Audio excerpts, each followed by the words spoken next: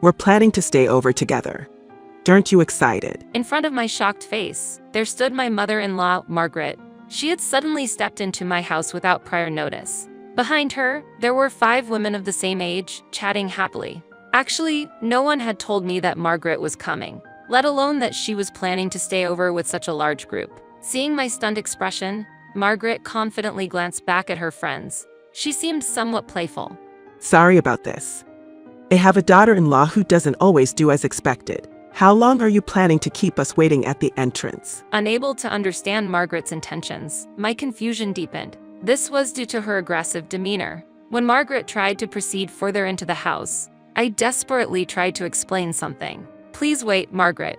There's something I want to discuss about this. My name is Lisa. Currently, I am spending my days as a full-time housewife, 6 months pregnant. Due to severe morning sickness, I had to resign a bit early from the restaurant job I had devoted over 10 years to. I actually intended to work there until the very end. This was because I loved the great relationships and fun times there. But following the kind advice from my husband and colleagues, I chose to prioritize my health and took a break. My heart is full of contentment and happiness. For 5 years since our marriage, my husband and I had been longing for a child. And after that long period, we were finally blessed with the child we had been waiting for. When my husband and I first met, we were both 28, which is a bit late for having children. While we both loved children, considering our age, we tried not to keep our hopes up too high. Our regular joy was overcoming our busy jobs, saving money, and taking a trip to a distant place once a year. We shared the value of cherishing such precious moments, whether or not we were blessed with a child. So when we finally had our child, we were overjoyed. But that joy was short-lived. Just as I found out I was pregnant, my husband's long-term business trip was confirmed. He had several discussions with his boss for our family, but it was deemed most logical for him to take on that role. Thus, he was assigned to work in another city for about a year. As a result, I had to face pregnancy checkups and, if any complications arose, childbirth on my own. My husband was deeply concerned about me and our future child, but in the end, he comforted me by saying, "Lisa, for you and our beloved child, I'll do my best and come back." He reassured me with those words. He decided to wire the living expenses during his business trip, allowing me to focus on household chores and my own health. When I felt good, I tried to find work I could do from home to contribute to our finances. Many might choose to recuperate at their parents' home under such circumstances. But when I was young, I tragically lost my loving parents in a car accident. From then on, it was just me and my sister, who's 3 years older than me. We had little connection to our relatives, and with the sudden death of our parents, there was no other family for us to rely on. As a result, we had to live in an orphanage. Life there wasn't easy, but we had each other. We shared everything, from small worries to big decisions. My sister was always strong-willed and a natural leader. After our parents died, her strength was my rock. Deep down, she must have felt fear and anxiety, but she never showed it in front of me. Time went by, and my sister got married and was blessed with a lovely child. Her life settled down, and I genuinely wished for her happiness.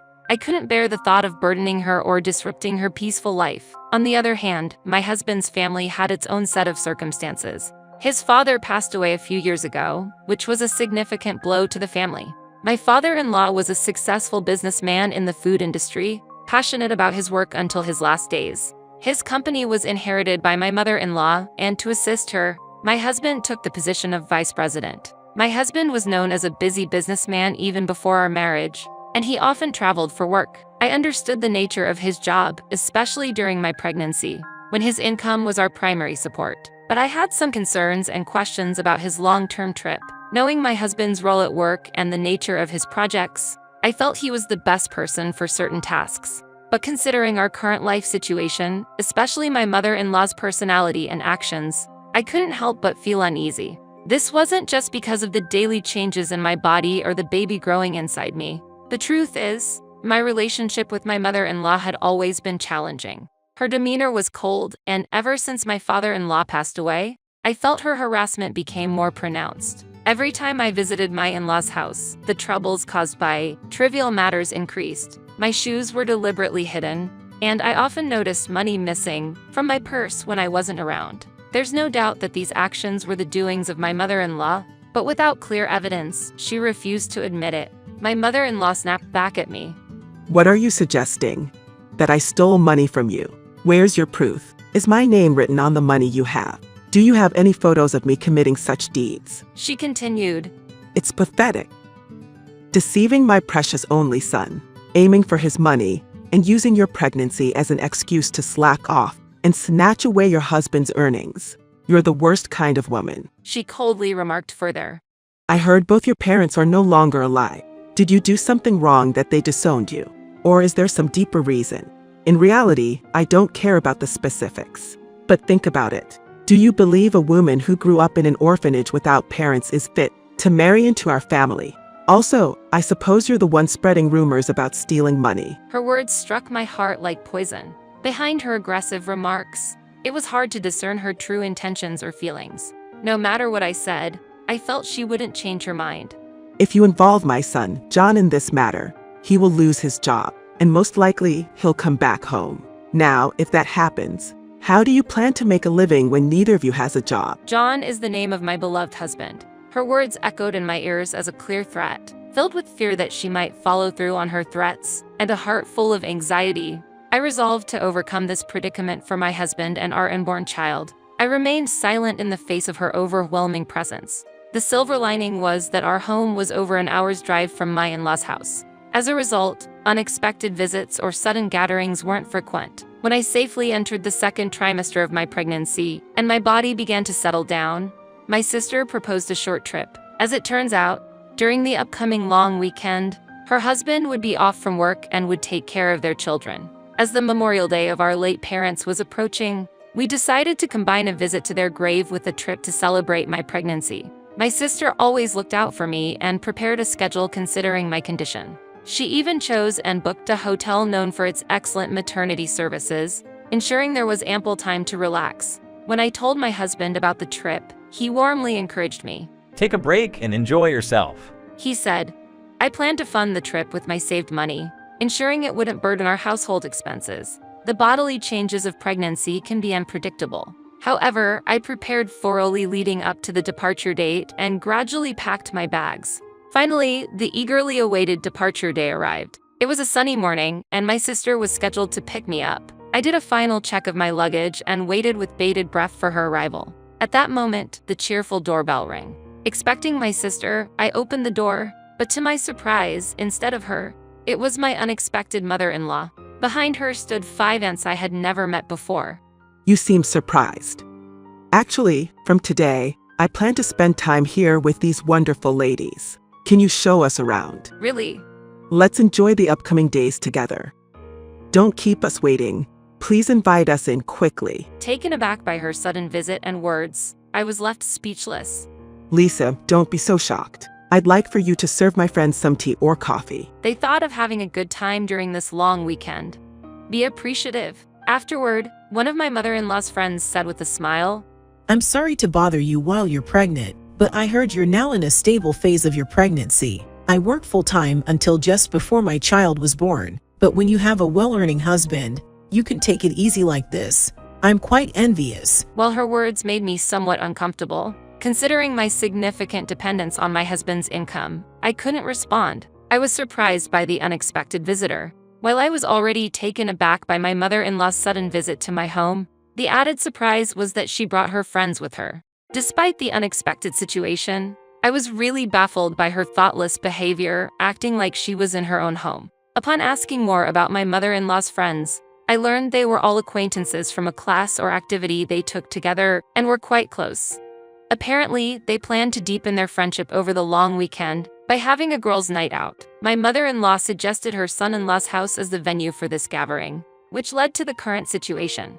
We often hear about you from your mother-in-law. She tells us how, despite being pregnant, you manage the household tasks perfectly. In fact, we were told that you have proposed this stay yourself, including providing 3 meals a day. She seemed to have made plans without informing me and even spread a different version of the truth. I felt that I had reached my limit with the current situation and tried to think of an appropriate response. Margaret, please look at this. What I pointed out was the travel bag I had prepared. It was packed with more than enough for just a day trip, suggesting I was planning to stay overnight or longer. Faced with this fact, my mother-in-law looked a bit surprised. I'm truly sorry, but I don't recall discussing such plans. In fact, I'm planning to visit my parents' home with my sister soon, and the house will be empty for several days. Therefore, accommodating everyone overnight will be challenging.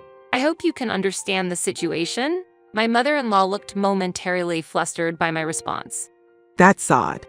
I remember informing you about this plan multiple times over the past month. Perhaps you forgot due to some oversight. As for the trip back home, since you're currently not working, I thought you could plan it anytime. It would be helpful if you could reconsider the arrangement now. Though my mother-in-law's reply felt a bit assertive, she probably felt the pressure of her friends watching. A hint of tension was evident on her face. However, noticing the whispers among her friends, I felt this was an opportunity to turn things in my favor. Actually, wasn't the overnight stay discussed only a week ago?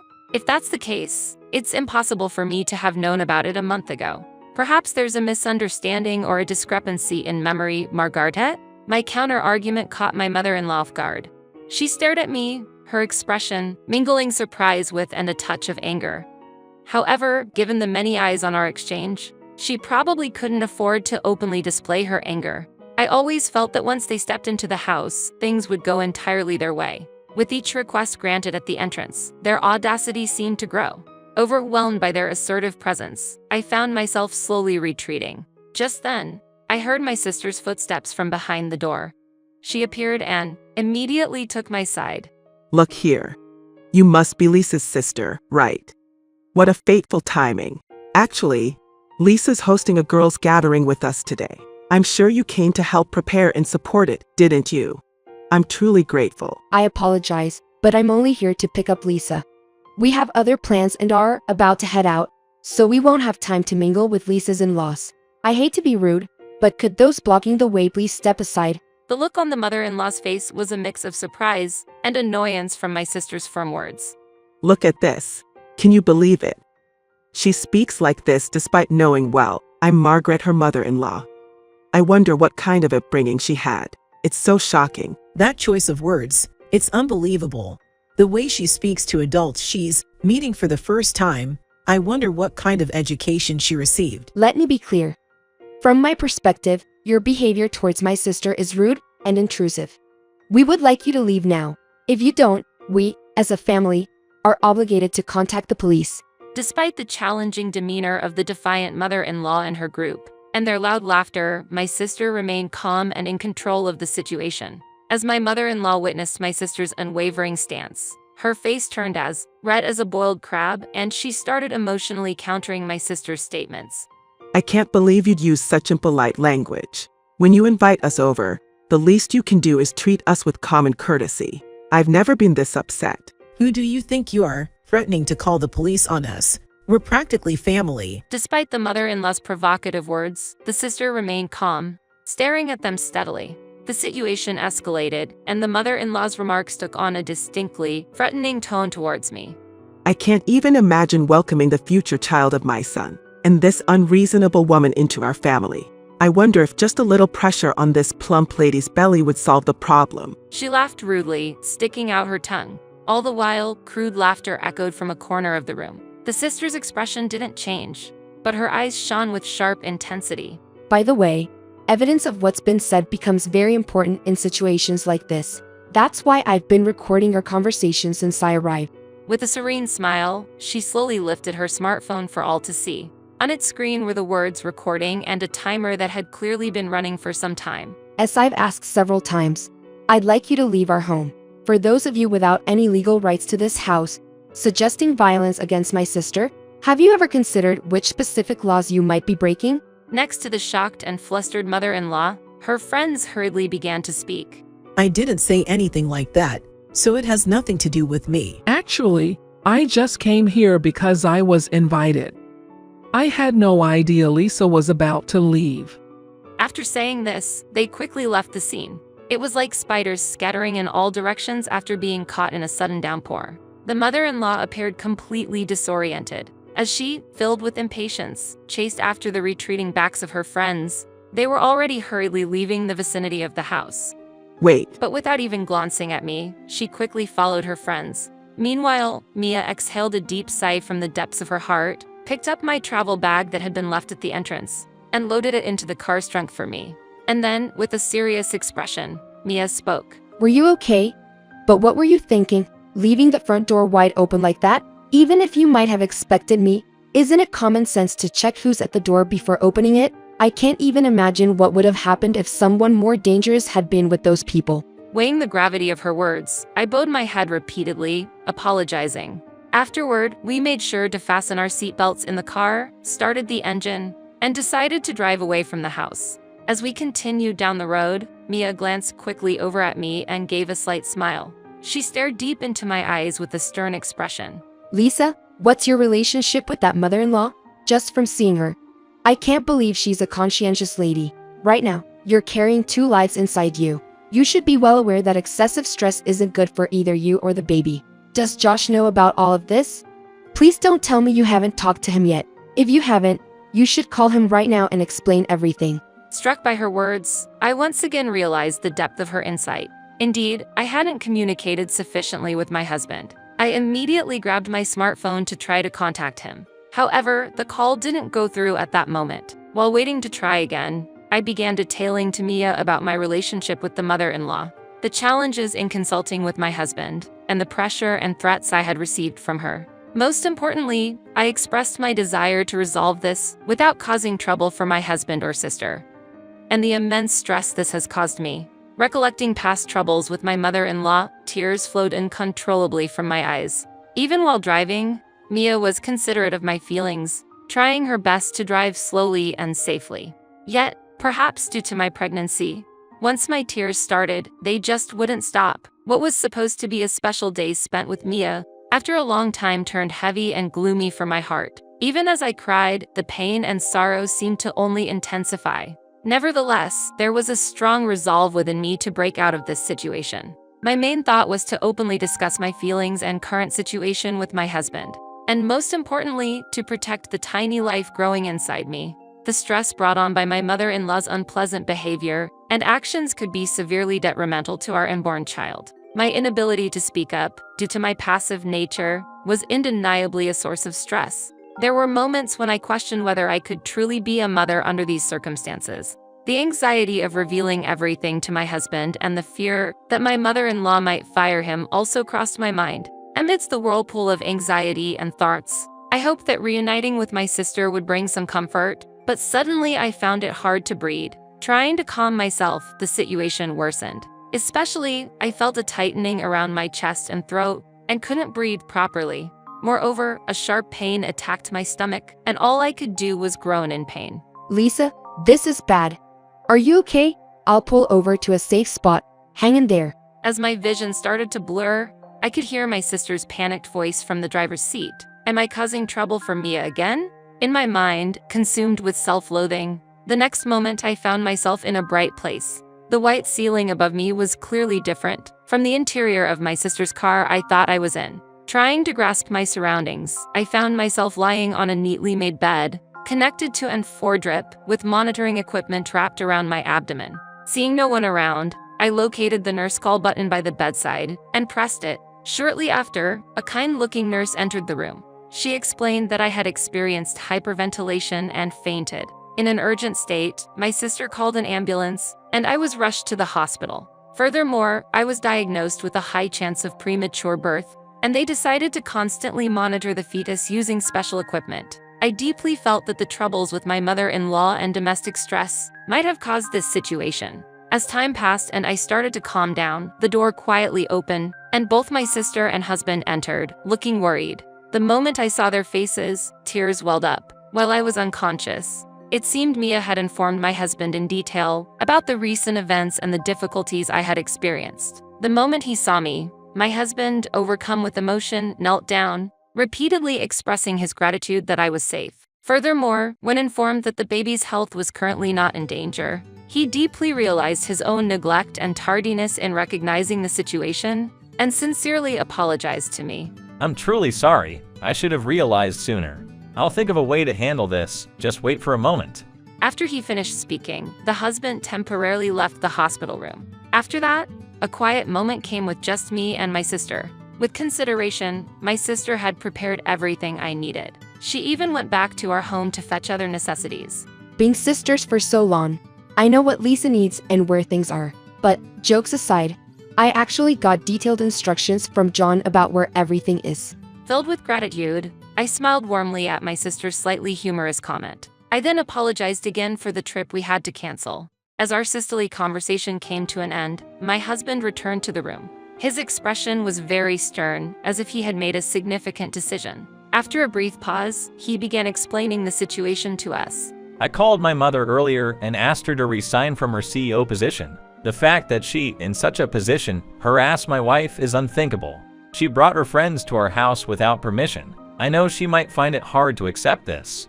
But since she became CEO, the company's performance has been stagnant. I also don't sense any motivation from her to learn or grow as a leader.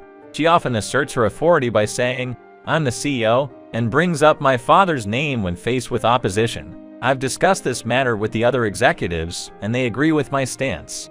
No matter how much she opposes, I won't back down from this decision. We'll hold a board meeting soon. Oh, sorry for the long talk. Mia, please be assured. I'll ensure the safety of Lisa and the baby. I deeply apologize for causing this chaos. Witnessing my husband's careful choice of words and his sincere apology, I once again felt his determination and sense of responsibility. In the following days, he kept visiting the hospital, and his cell phone was constantly ringing. This is probably another call from my mother. Saying this with a smile, he turned off the notification sound. After about a week of hospitalization, my health began to improve. In the meantime, to avoid an unexpected encounter with my mother-in-law, I chose to stay at my sister's house after being discharged. While my husband had returned safely from his business trip, considering the possibility of an abrupt visit from my mother-in-law, he decided to stay at our home. As expected, my mother-in-law knocked on our door, and he tried to keep her out and send her away. However, during that, she revealed some astonishing news. My affair with CEO Smith has become public, and I don't know what to do. I need your help. Upon hearing this, he was taken aback. After digging deeper, an even more shocking truth was unveiled. It turned out that the mother-in-law had fallen into an extramarital affair with CEO Smith, a business partner. To hide this truth, she visited the CEO's house, but at the worst possible timing, she was caught in the act by the CEO's wife. The news quickly spread within the company. Due to the scandal, mother-in-law was destined to lose her job. Her inappropriate relationship with the CEO caused significant damage to her career. The executives, who had been watching her out of respect for the heavy favor her husband had done for the company, finally decided to stop supporting her position as CEO after her misconduct came to light. As a result, mother-in-law lost her position as CEO and was further faced with a considerable demand for compensation from the CEO's wife. Perhaps, with her previous power and position, she might have thought she could handle such expenses easily. Rumor has it that she has been visiting the homes of the executives multiple times. I decided to move back to my house now that her interference was no longer present. However, various precautions were taken to avoid meeting mother-in-law again. Especially in my husband's absence, my sister would come over to ensure my safety.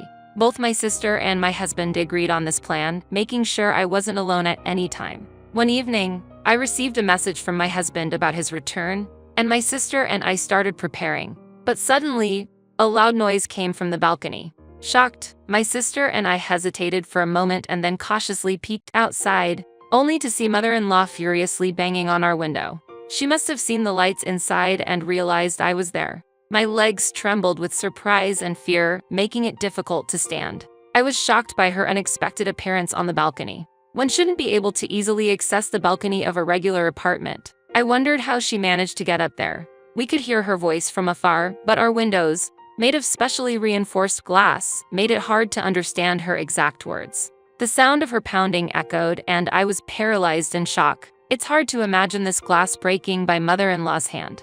However, if she were to pick up the gardening tools left on the balcony, the situation might change drastically. Sensing the imminent danger, I was completely bewildered about how to handle the situation. Yet, my sister maintained her composure. She promptly pulled out her camera to record our mother-in-law's violent behavior while simultaneously calling the police to report the situation. Amidst the chaos, I managed to contact my husband and received a reassuring response from him. Mia, on the other hand, tried to calm me down, and smoothly communicated with the police. Fortunately, the police arrived on the scene very quickly. When Mia guided the officers toward the balcony, our startled mother-in-law jumped over the balcony railing and fled from the scene. It felt like everything happened in a split second, but the police's response was swift. They immediately grasped the situation and began to strategize. One officer quickly headed towards the balcony. Meanwhile, the other officer went out from the entrance to flank from behind, aiming to cut off our mother-in-law's escape route. A fleeting worry crossed my mind, wondering if our mother-in-law might get away.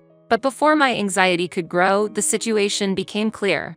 Our mother-in-law had lost her balance when jumping over the balcony railing and had fallen to the ground. An officer, who had moved quickly, secured her while she was writhing in pain. Later, she was taken into police custody, and Mia, being the most knowledgeable about the situation, kindly complied with the police's interrogation. I once again owed a great deal to Mia during this entire ordeal. I deeply felt that it was thanks to her support that we got through this. With these feelings, I relayed the entire incident to my husband. Thinking about the possible dangers had Mia not been there sent shivers down my spine. Ultimately, our mother-in-law was not only caught trespassing into our apartment, but it also became evident that she had entered via other residents' balconies. This became decisive evidence for her arrest for burglary. The video Mia captured recorded our mother-in-law's dangerous actions, and it served as significant evidence. Thankfully, as there were no physical injuries to me, she wasn't charged with assault. The company where my husband works seemed to face a challenging environment due to the unexpected arrest of the CEO, our mother-in-law.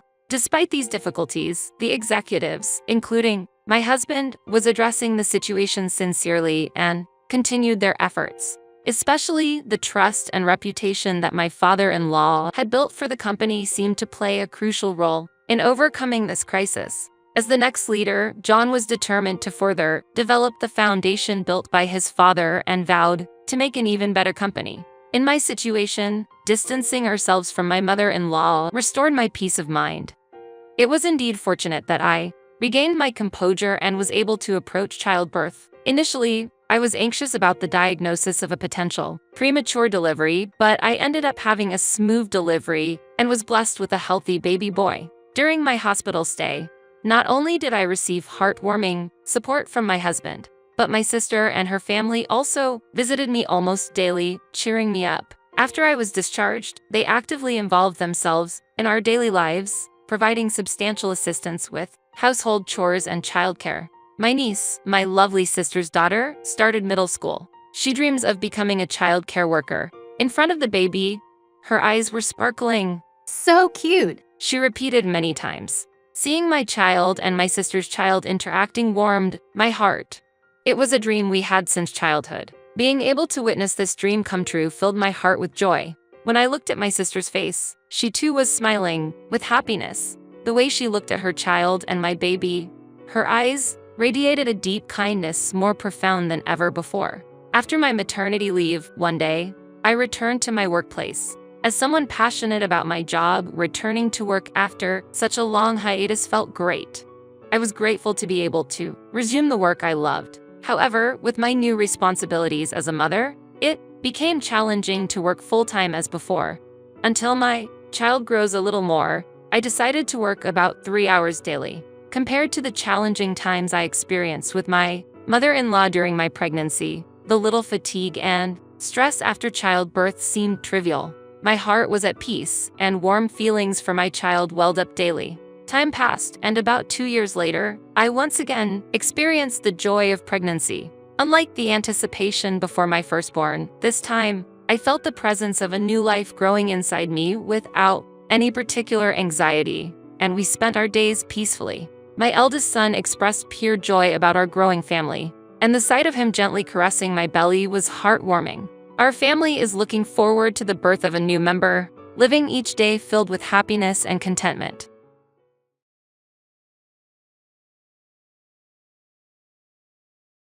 As they say, it's too late to regret. To be honest, though, it's too late to repent anything. In any case, my name is Kevin Thompson, and I harbor regrets that are so great that I occasionally long to go back in time. I am currently in charge of the only clinic on a remote island, and this year I turned 36. I was employed in a clinic in a remote mountainous region prior to this.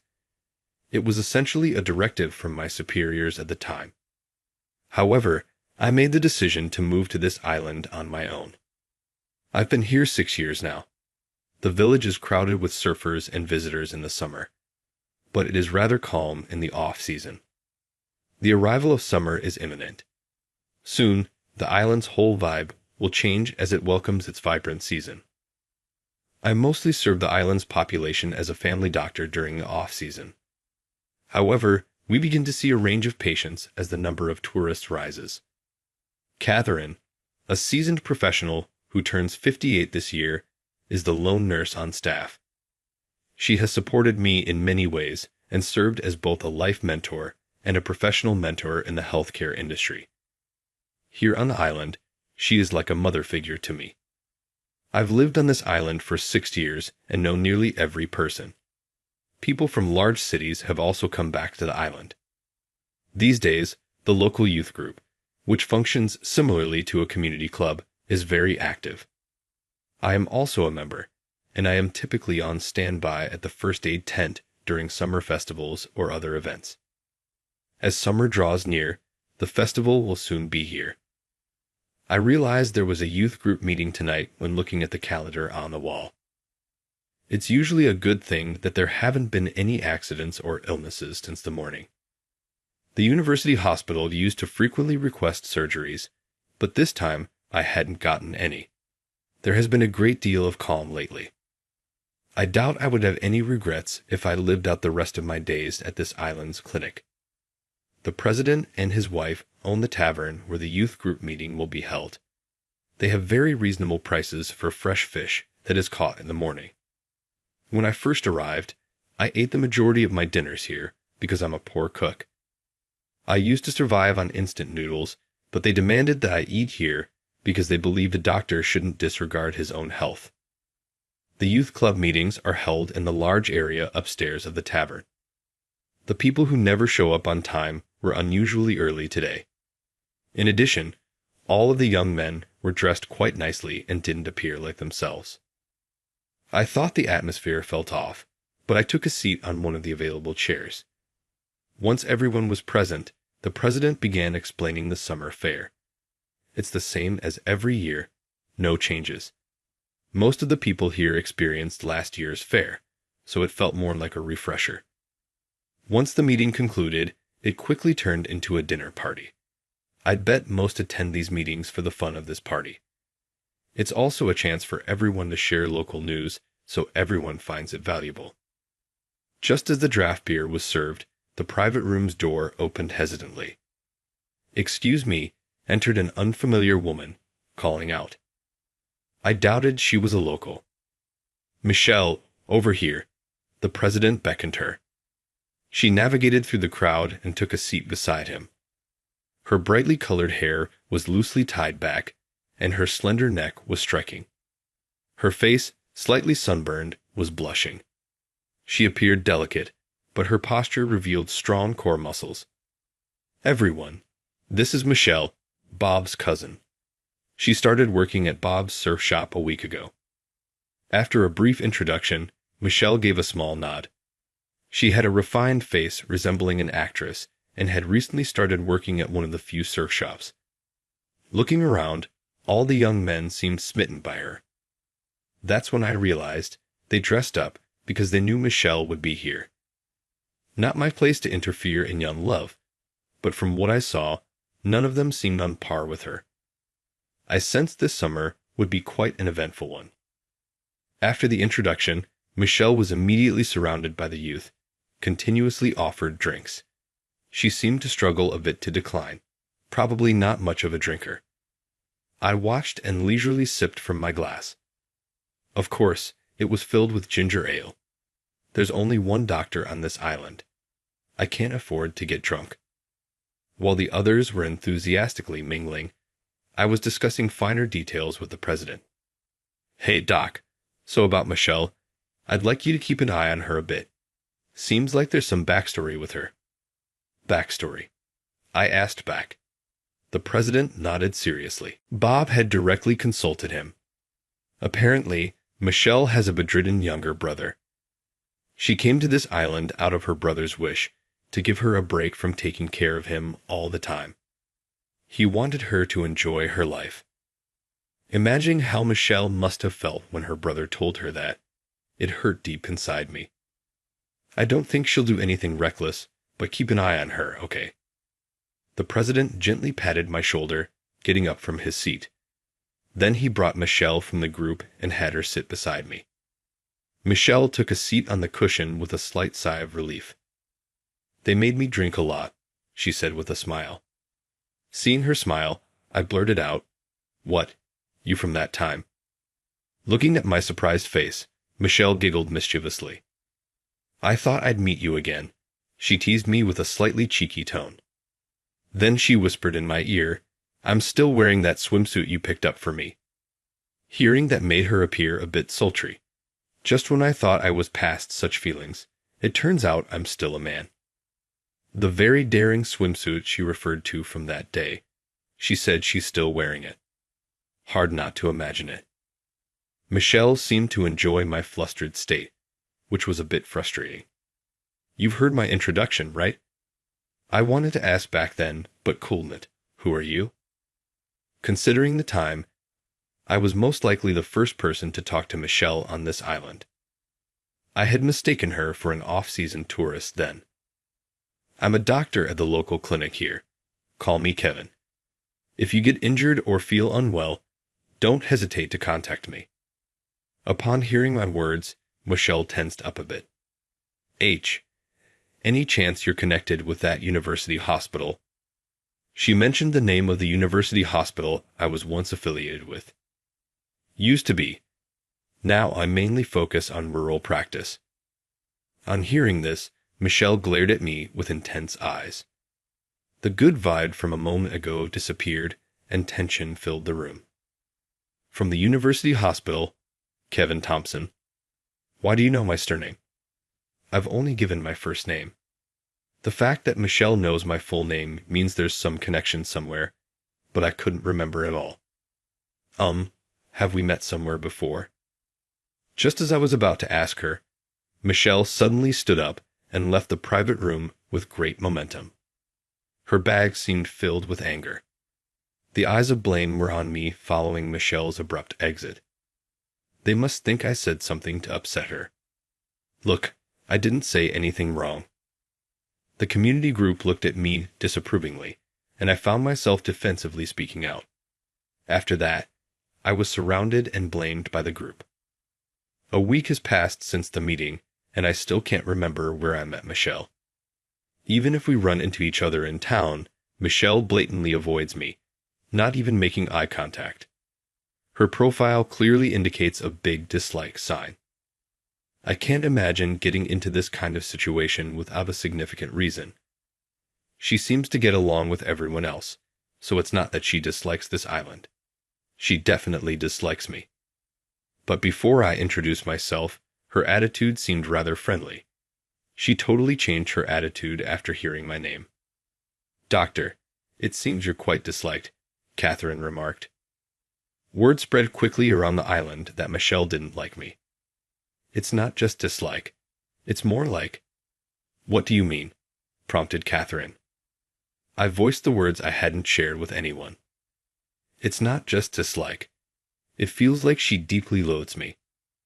When I let out my pent-up feelings, I felt a bit relieved. The way Michelle looks at me isn't just a dislike or hate kind of look. It's a look filled with deep resentment and loathing. In my life, I've never been so openly antagonized. It's not mere jealousy or sarcasm. It's pure hatred and animosity. Yet, I can't remember why. It's like I've forgotten something vital.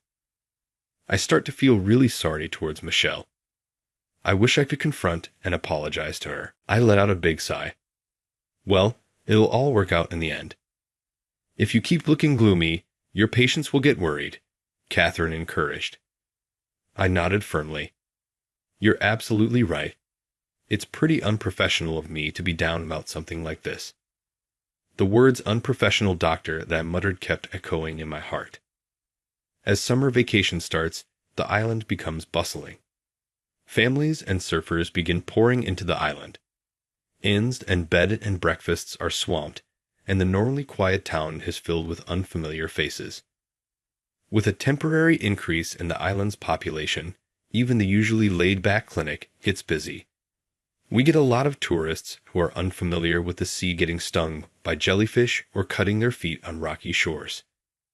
Being busy keeps my mind off other things. I had almost forgotten about Michelle for a while. I was so swamped that I felt it was a waste of time trying to remember what I couldn't. That day was hectic from the morning, a grade schooler with a stomachache to a college girl with a cut foot. Regular elderly patients visited the clinic daily. I barely had time for lunch, and things only settled down when afternoon consultations began. I ended up wolfing down a sandwich and starting the afternoon shift. "Doctor, please help Michelle." The person who barged in right as the afternoon consultation started was Bob, the owner of the surf shop. He's Michelle's cousin. Normally unflappable, Bob looked panic-stricken. What happened? I tried to answer calmly. Just then Michelle, unable to walk and supported under both arms, was brought in. Her bleeding from the legs was severe, and her thigh looked like it had been gouged by rocks. She also had numerous scrapes and abrasions. Someone was pressing a towel to her wounds, but the towel was quickly turning bright red. She tried to help a student who was about to get caught in the rocks during the surfing lesson, Bob explained. It seems she tried to help a student who was drifting toward the rocks and got hit by a massive wave. She must have been slammed against the rocks multiple times by the waves.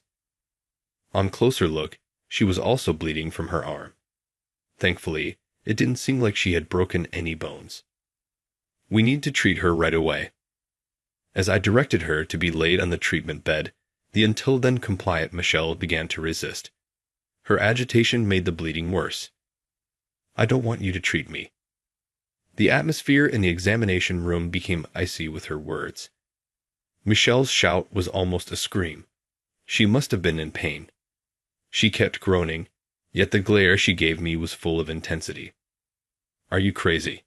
You need to get treated ASAP. If it gets infected, it'll be serious."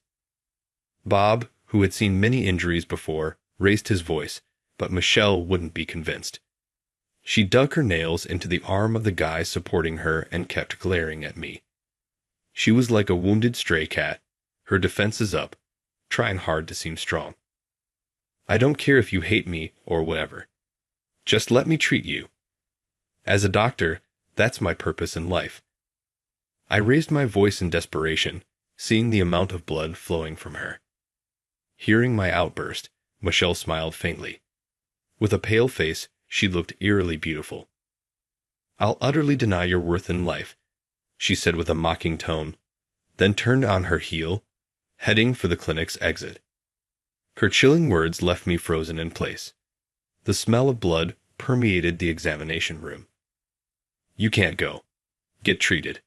Bob tried to stop her, but Michelle pushed his hand away. Why does she despise me so much, to the point of denying my worth as a doctor? Why? Why do you reject me to this extent? I can't just let Michelle leave like this. With a pleading tone, I called out to her retreating figure. Michelle halted for a moment. Without turning back, she began her story. A long time ago, there was a skilled doctor in a rural clinic in a declining mountain area. A major hospital pleaded with him to perform surgery on my younger brother, but he walked out without operating. Listening to Michelle's words, I was dumbfounded. I was so shaken I could barely stand, collapsing to the floor. "My brother's name was Johnson," she continued, "and the doctor's name. It was Dr. Kevin Thompson. I haven't forgotten it since that day." After saying that with evident disdain, Michelle brushed past Catherine and Bob, who tried to stop her, and left the clinic. My head started pounding, and I couldn't even stand. I hadn't forgotten either the name of that patient, Johnson. Back in the day, I was transferred from a university hospital to a rural clinic in the mountains. Admittedly, I was a bit jaded. At the university hospital, I was rather arrogant, considering myself a cut above the rest of my peers. Being told to gain experience in a remote mountain clinic didn't sit well with me. Every time a complicated surgery was scheduled, being recalled from the mountain clinic to the university hospital was a hassle. Frankly, I was frustrated every day, angered by the sense that the university hospital was exploiting me. The surgery on that day was for a boy in middle school. He had congenital heart and respiratory problems. If the surgery was successful, he'd get to lead a normal life. I'd assumed they went into the surgery with hopeful hearts. I realize that now. However, back then, I was full of pride. The surgery wasn't at the university hospital where I worked, but at another university hospital in a different state, requested by my home institution. When I arrived, I was met with an unbelievably rude young doctor, probably around my age. When I checked in and tried to visit the nurse's station to check on the patient, this doctor immediately confronted me. He introduced himself as Mike and openly sized me up from head to toe. Being young and hot-headed myself, I took offense. "Oh, so you work at that little mountain clinic. Why'd you come down from the hills today? If you're here for observation, I'd prefer you pick another day," Mike said with a mocking laugh. Come to think of it, the primary doctor for the patient was named Mike. Realizing the smirking guy was the primary doctor made me feel even more irritated. "I'm not here for observation. I'm here to work," I replied. Mike sarcastically remarked, "Look, the hillbilly is talking." That was his patient. He probably wanted to be the one performing the surgery. Seems like he was taking out his frustration on me, a total stranger. Judging by Mike's behavior, he didn't seem to realize that I was the lead surgeon. He was probably trying to chase me away, thinking I was just some small-town doctor from the mountains. "We have a top-notch surgeon coming in tomorrow. Small-town doctors like you should just scurry back to where you came from," Mike said, looking intently into my eyes, trying to intimidate me. Even after that, he kept mocking me, repeatedly calling me hillbilly, and refused to listen to my explanation. Being young and prideful, I lost it. At that moment, I think I completely forgot about the patient. All I could think about was my wounded pride. I lashed out at Mike. "The only reason I'm here is because you don't have the skills for the surgery. If you're going to mock me so much, handle it yourself. Isn't it your patient? Do your best." With that, I turned on my heel and stormed off. How arrogant of me. Mike quickly followed, trying to apologize. Ignoring him, I continued walking until, suddenly, Mike stepped in front of me, kneeling down in the middle of the corridor. Right there, in the hallway of the university hospital, it was unheard of. A doctor kneeling like that. Shocked murmurs of patients echoed throughout the ward. "I'm sorry. Truly, I am. Please, perform the surgery. Save him." "I can't do it with my skills," Mike pleaded, his voice strained. Even now, I remember that voice. It was a complete contrast from the arrogant doctor I'd seen earlier, replaced by a desperate man trying to fulfill his responsibility to his patient. Yet, I coldly trampled over Mike's feelings. "It's a bit late, isn't it? Hang in there. I won't be operating," I declared, looking down at Mike, who was prostrating himself before me. Mike's hunched back trembled slightly. In the end, I didn't perform the surgery and went back to my own clinic. I prioritized my pride and left the patient, a regret I can never fully shake off. The surgery Mike later performed was a failure. The boy, who only wanted a normal life, ended up bedridden for life. Although it may sound arrogant, I believe there could have been a different future had I been the one to operate. I'm a failure as a doctor. Turns out, the patient was Michelle's younger brother. What a cruel joke fate plays. Michelle, who vehemently rejected my treatment. I'm a man who's basically negated his worth as a doctor. What should I do? I've pondered how to atone for a long time. I think one of the reasons I insist on practicing in remote, declining areas is as a form of penance. Since that incident, Any ambition I once had has vanished completely. "Doctor, are you all right?" Catherine asked, seeing me slump. She doesn't know the details, but she's very perceptive. I'm sure she's pieced together why I came to this clinic and why I don't return to the university hospital. Yet, she doesn't press for details. Catherine's kindness means a lot to me today. In the end, Michelle never returned to the clinic, and our office hours ended for the day. After closing, I reached out to Bob to check on Michelle. I was told she's locked herself in her room. I felt a bit relieved when I heard her injuries were at least treated, but one can't be too careful. Tonight, I can only hope nothing happens, I thought, ending my call with Bob. The emergency alert on my cell phone went off late into the night. Having gone through so much, I was lying in bed, drifting in and out of light sleep. "Yes, this is Kevin K. speaking. What is your emergency?" I tried to make sure my voice didn't sound groggy. Speaking from my gut, I couldn't make the patients or their families feel uneasy. "Doc, it's Michelle. She's really sick. Her fever is sky high," said Bob on the other end of the call. I immediately jumped out of bed and instructed him to bring Michelle to the clinic right away. I was told that Michelle, in her feverish state, was mumbling something about not wanting to go to the clinic. Without wasting a moment, I hurried to the clinic on my moped. By the time I arrived, Catherine had already unlocked the front door for me. The lights were on, and everything was ready. "I'm sorry to call you at this hour," I said. Catherine replied with a gentle smile. "It's our job, after all." The moment I was slipping into my lab coat, I heard the sound of a car pulling into the clinic's parking lot. Michelle had arrived. Catherine and I quickly rushed out to meet them. I approached the car and spoke to Michelle, who was slumped in the back seat. She seemed to be in great pain and didn't respond. Drenched in sweat, she was obviously trying to bear the pain. "We need to get her inside now," I instructed. Bob lifted Michelle in his arms and carried her into the clinic. She didn't show the resilience she had earlier in the day. When I examined the wound, it was swollen and hot, showing signs of infection. "I'll do what I can right now. If it's tetanus, it could be serious," I said, beginning treatment promptly. As I worked, Michelle, who had regained a bit of consciousness, suddenly pulled her leg away. "I don't want you treating me," she said in a raspy, low voice. Her words made my frustration boil over, and I clenched my jaw tightly. I wanted to go back and punch the old me. I truly felt that way in that moment.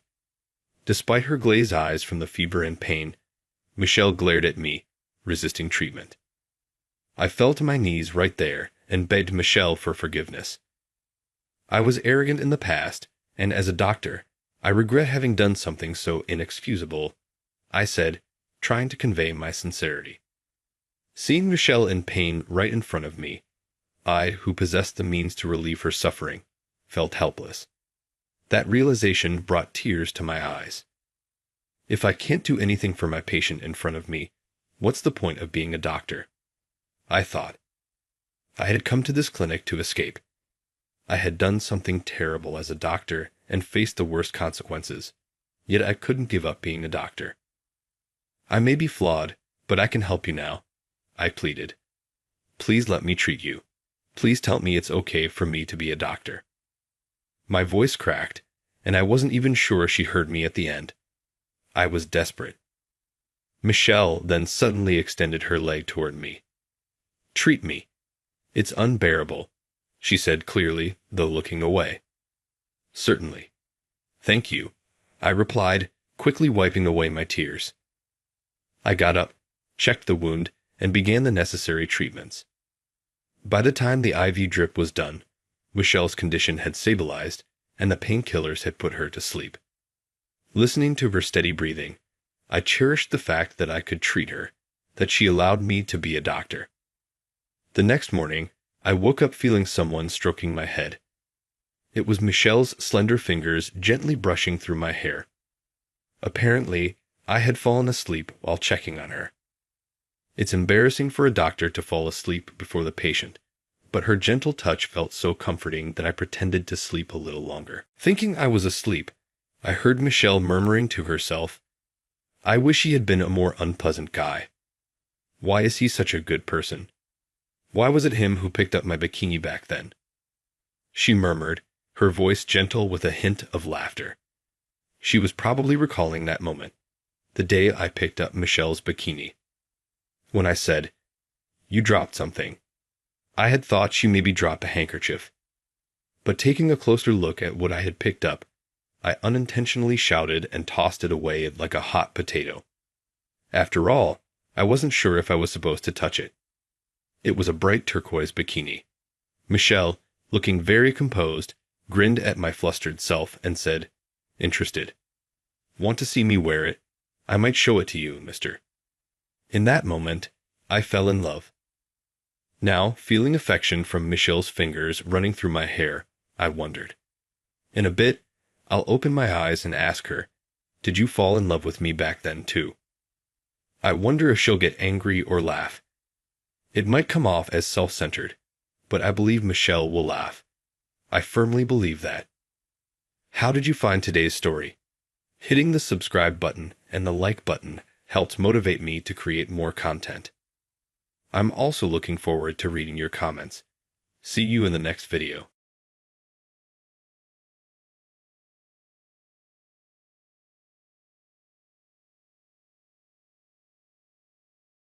No way we're welcoming a high school dropout. On the other end of the phone, I hear a sarcastic voice. I was informed that a welcome party would be held at a designated location for me, a mid-career hire. However, there was nobody there when I got there. I heard my supervisor, Susan, making fun of me when I answered the dubious call. I said, "Where is everyone?" "The Star Hotel is where we are. It's very upscale." "Don't bother coming," she scoffed, "because if someone like you showed up, it would destroy the hotel's reputation." I hesitated, then remained silent. In that case, they will self-destruct on their own, I believed. As expected, Susan called in a panic 2 hours later. "Get to the Star Hotel right now." Susan was pleading on the phone when I heard a man's voice in the background. "It's $10,000 per person if he's not present." "What?" "A total of $100,000 is involved." Susan's voice sounded dejected. I added softly, "I'll end the call now since it seems like you're occupied with something." I couldn't help but think about what happens to people who act cowardly and despise others. Thomas Wilson is my name. I work for Anchor Corporation, a mid-sized trading corporation, and I am 41 years old. I work in the third branch of Anchor Corporation, which has 3 branches in addition to its headquarters. I was relieved when my training period finished, and I was eventually recruited as a full-time employee, even though I had only been with this organization for 3 months. My full-time job made my wife and kid, who is in elementary school, very happy. We don't worry about money because my wife works, but as our son gets older, expenses will rise, so having a steady income is essential. I was assigned to the third branch, which employs roughly 100 people, 20 of whom work in sales. Susan Taylor is the female leader of the department. She is likely approximately 50 years old, competent, and has a strong personality. Although she is well liked by superiors, she is known to have strong preferences, mostly related to her educational background. I was sent to the third branch 2 months ago after completing a month-long training at headquarters. Over the past 2 months, I've come to the unpleasant realization that the rumors were accurate.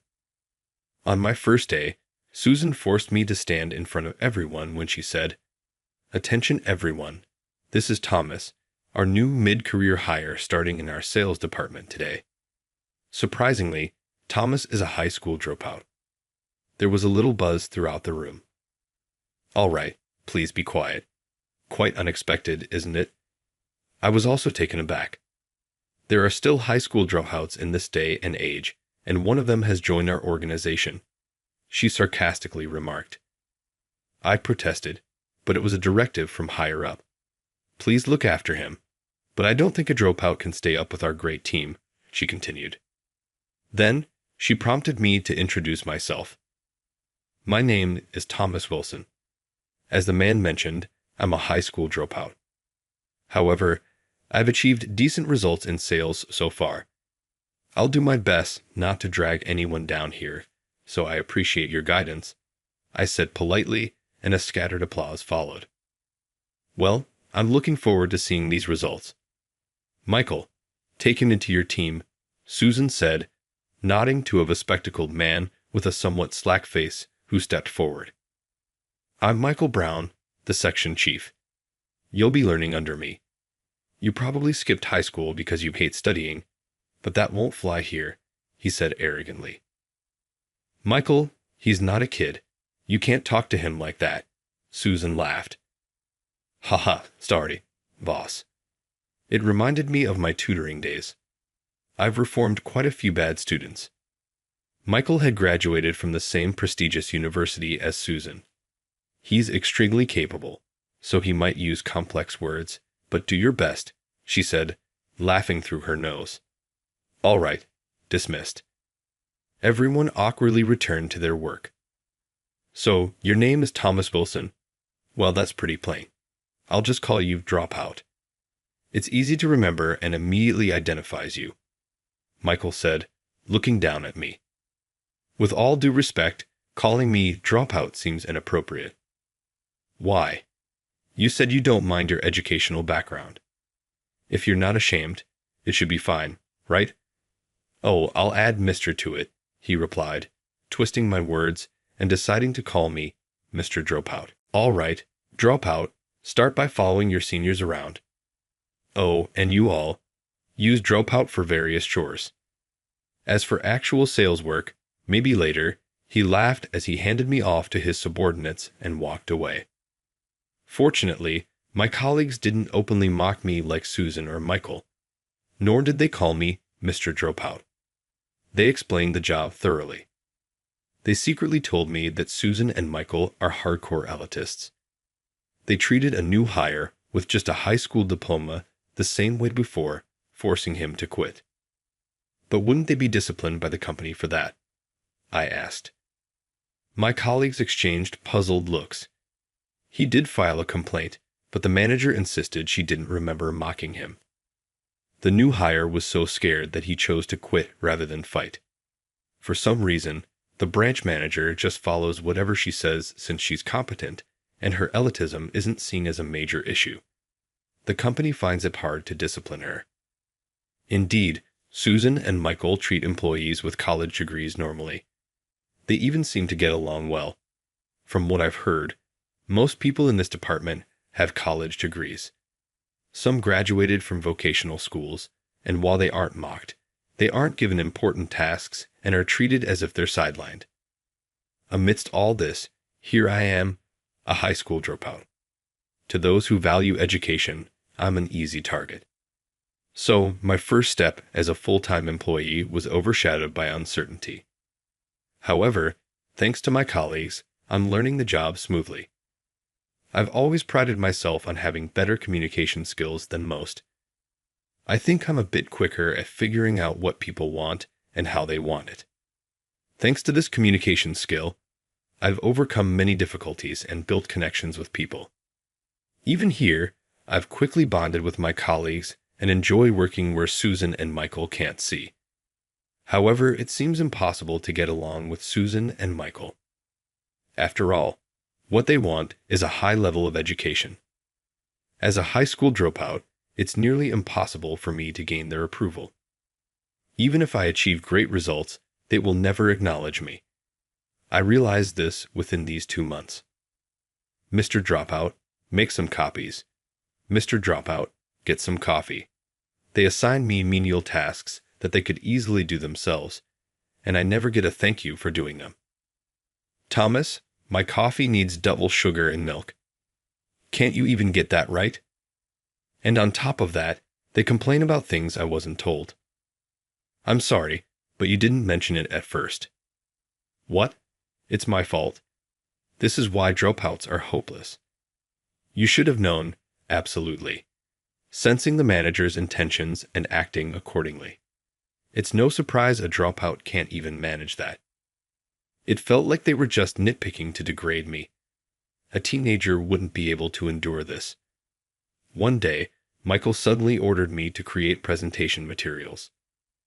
I finally got to do some real sales work, and I eagerly started on the materials. Manager, here are the materials you requested. What are you giving up? Well, I figured a dropout couldn't handle creating materials right away. No, it's finished. Please review it. A surprise, Michael snatched the materials from me and began to check them. Who made this for you? I did. Don't lie. How could you know our product so well? And this data, there's no way you could have researched this in such a short time. Michael yelled, his face bright red. I've been studying our products daily, and I got the data from the marketing department. What? The marketing department? How does a newbie like you have access to the marketing department? As a sales professional, you can't do your job without knowing marketing and manufacturing. I introduced myself right after joining, and we've been friendly since. Michael was left gaping at my response. The marketing and manufacturing departments were surprised when I first introduced myself. They probably didn't expect a new mid-career hire to come alone to greet them. We've never had a sales guy like you before. We always felt looked down on, but you're different, Thomas. Once I broke the ice, things moved quickly. When I asked about our products, they explained the pros and cons thoroughly and provided the necessary data willingly. That's how I was able to create a top-notch presentation. Michael, biting his lip in frustration, silently stood up and headed to Susan's desk. When I looked back at my colleagues, they were winking and giving me thumbs-up signs. What? A loud voice escaped from Susan as she reviewed the materials Michael handed over. Then, she immediately called out loudly to me. Drop out, come here. Yes, what is it? I calmly walked up to Susan, who looked at me with twitching temples. Where did you get these materials? You might have fooled Michael, but you can't fool me. You sweet-talked someone or stole these, didn't you? To my amazement, even Susan was suspicious of me from the start. If that's the case, ask around the sales department to find someone who made these materials. I was told by the manager that this was a new product. Also, check if anyone helped me create these materials. I was so frustrated that I ended up talking back. Susan's face twisted with anger, and she glared at me. Fine, I will check. If I find out you had help or stole it, prepare yourself. Of course. Susan then questioned everyone in the sales department, but everyone shook their heads. Damn it, Susan gritted her teeth in frustration. Just like Michael, she reacted predictably, as they were from the same university.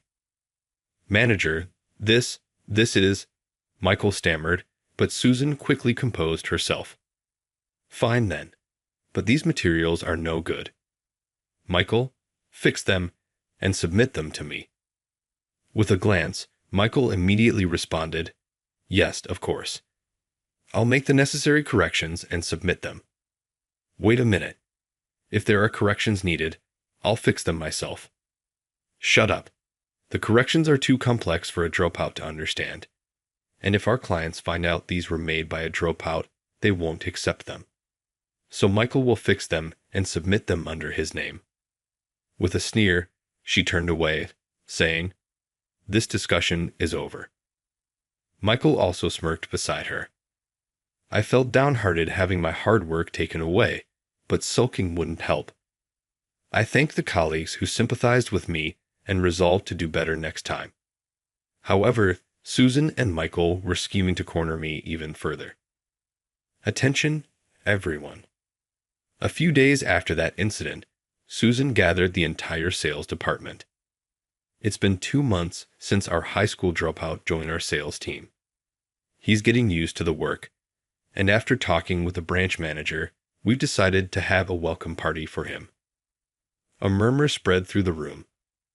Apparently, our dropout has been getting close with the marketing and manufacturing departments, so we decided to have a welcome party for the entire branch. Everyone looked at each other in surprise. Up until now, we'd had welcome parties by department, but this is a good opportunity. Everyone, make sure to get to know people from other departments.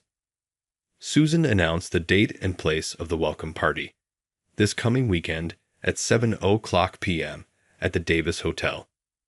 Attendance is mandatory. This is a manager's order.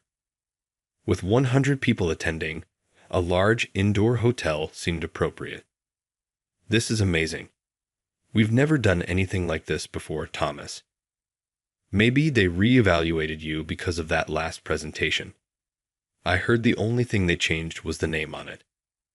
Yeah, it seems like the manager was trying to take credit for your work.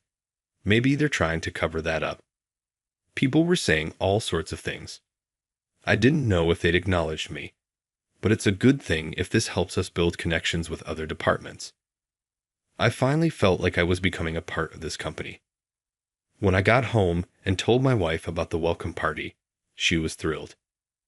You've been struggling since you were assigned, but now you're officially part of the sales team. I'm so happy for you. I hadn't told her about Susan and Michael's attitude toward me, but it seemed she had sensed it all along. Knowing she felt the same way as I did was touching. On the day of the welcome party, Michael suddenly told me to deliver documents to a client in the evening. You can head straight to the venue afterward. Just don't be late. Got it. He was still acting superior, but I didn't mind. Understood. I'll go directly to the venue. As I turned away, I missed the sly grin on his face. That's strange. Is no one here yet? When I arrived at the Davis Hotel, I looked around the entrance. With 100 employees attending, there should have been early arrivals or a reception, but it was eerily quiet. There was no welcome sign for Anchor Corporation Branch 3 either. Excuse me, I'm from Anchor Corporation's 3rd branch, and we have a reservation today. Just then, a maid passed by, so I asked her, and she looked at me suspiciously. Today, we don't have any parties scheduled, she said. I stared in disbelief at the maid's back as she walked away. Then, my cell phone rang. Hello, this is Thomas. I didn't recognize the number, but thinking it might be about the welcome party, I answered. On the other end, I heard Susan's voice. Dropout, where are you? She asked, giggling. I'm at the Davis Hotel, but they said there's no reservation for today, I replied, confused. Susan burst into laughter at my response. No reservation. Then I heard a voice nearby. I can just imagine Dropout's clueless face. Manager, are you there too? Has the venue been changed? I asked, feeling lost. Changed? Ha, no. It was never the venue to begin with. They laughed heartily as I stood there, speechless. Susan composed herself and continued, All right, I'll tell you. After I sent you on that errand this afternoon, I emailed the staff about the venue change. I told them not to worry because I had already informed you, so no one is going there. You purposely made sure I wouldn't attend the welcome party. I asked, feeling the sting of betrayal. No way we're welcoming a dropout. I heard more mocking laughter on the other end of the phone. Listening to their laughter, I started to get angry, but I kept my cool and asked calmly, Where is everyone then? We're at the Star Hotel. It's a top-class hotel. If someone like you showed up, it would tarnish the hotel's name, so don't bother coming. I nodded quietly. Understood. It would take over an hour from here anyway. Excuse me, it must be frustrating, but it's your fault for being a dropout. Your attempts to show off at work are just annoying. Now go home and cry yourself to sleep, Susan said, then hung up. Fine, just wait and see, I muttered softly as I stared at the phone. 2 hours later, my phone rang loudly. Yes, how can I help you? I answered calmly, seeing it was Susan again. Hey, get to the Star Hotel immediately. Susan's voice was frantic. What do you mean? If I show up, it'll tarnish the hotel's name, right? Now's not the time for that. If you don't come, we're in big trouble. I heard desperation in her voice, along with a man in the background. If he's not here, it's $10,000 per person. What? It's a total of $100,000? Susan's voice was filled with despair. I chuckled softly. It sounds like you're busy. I'll hang up now. Wait. Just come here. Explain what's going on. I ignored Susan's frantic shouting and hung up, then quickly blocked her number. Soon after, another call came from a different number. Thomas, it's me, Michael. Don't hang up, please.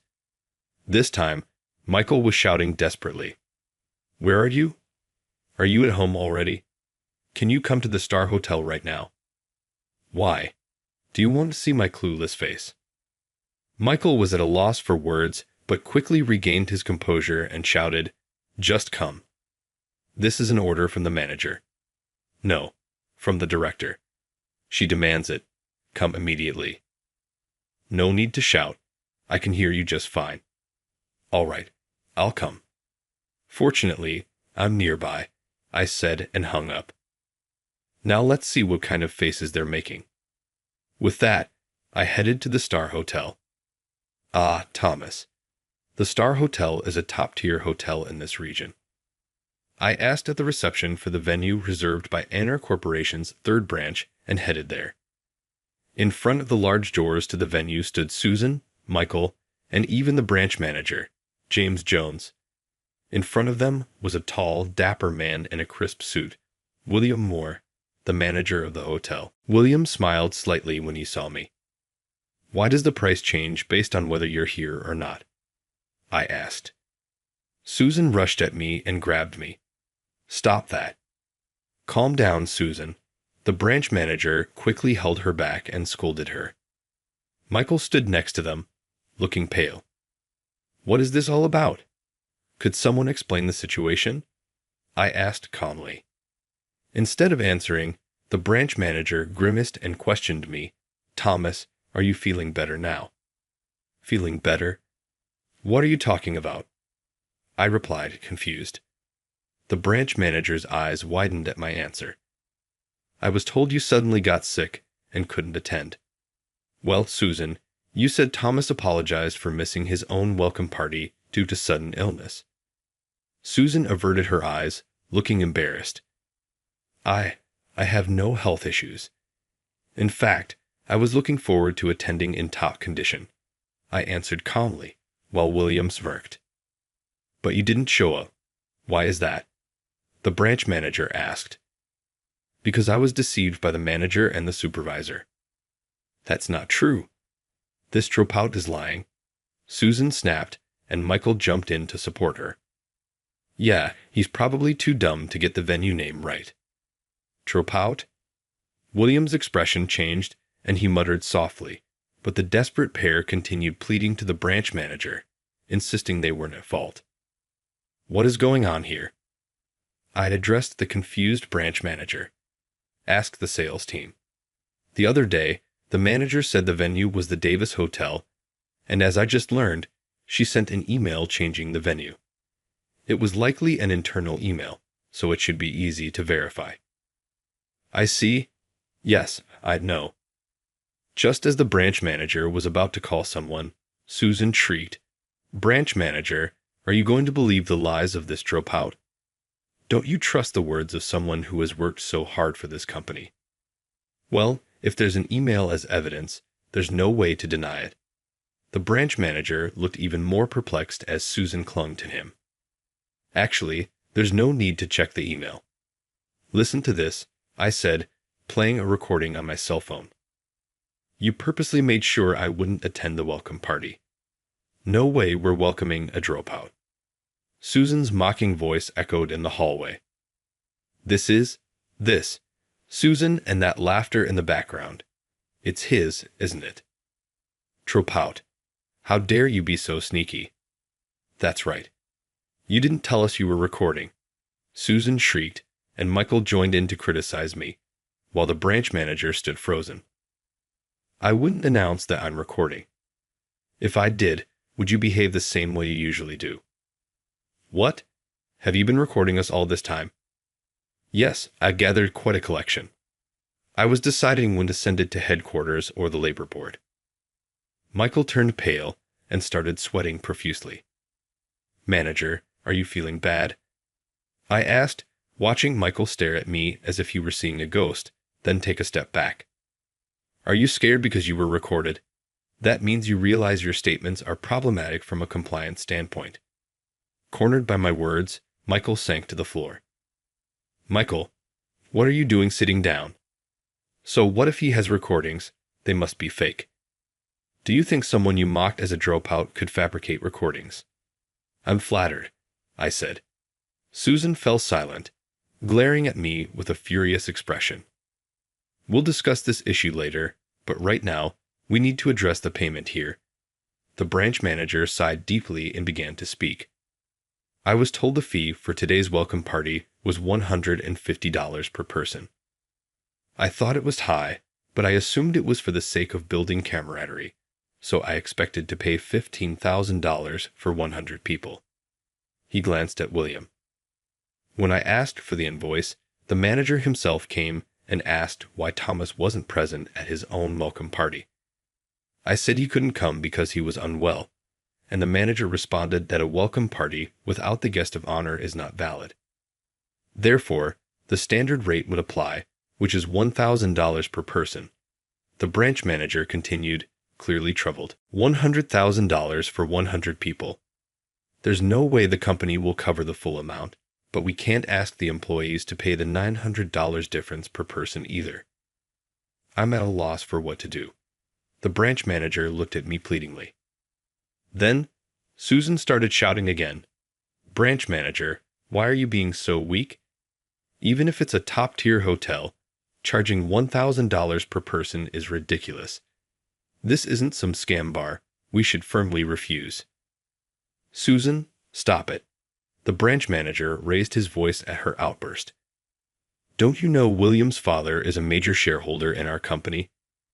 Our company grew thanks to the investment from the previous Star Hotel president. What?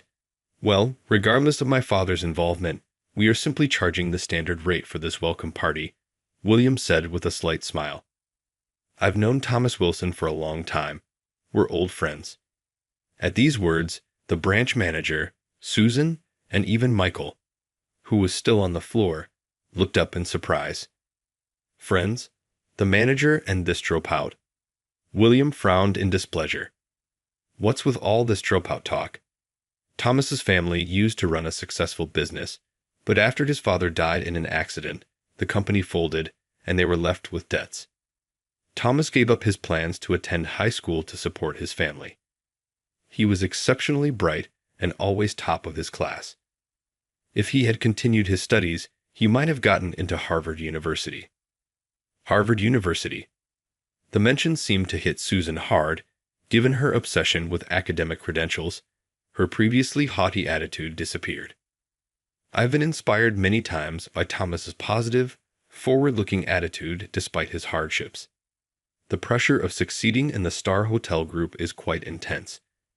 I can say I wouldn't be here without his encouragement. If you think so highly of him, why didn't you hire him here? Of course, I asked him many times to work as my right-hand man, but Thomas said he loved sales and laughed it off. William explained. As William spoke, I remembered the times we'd spent together. We always joked around, but I didn't realize he thought so highly of me.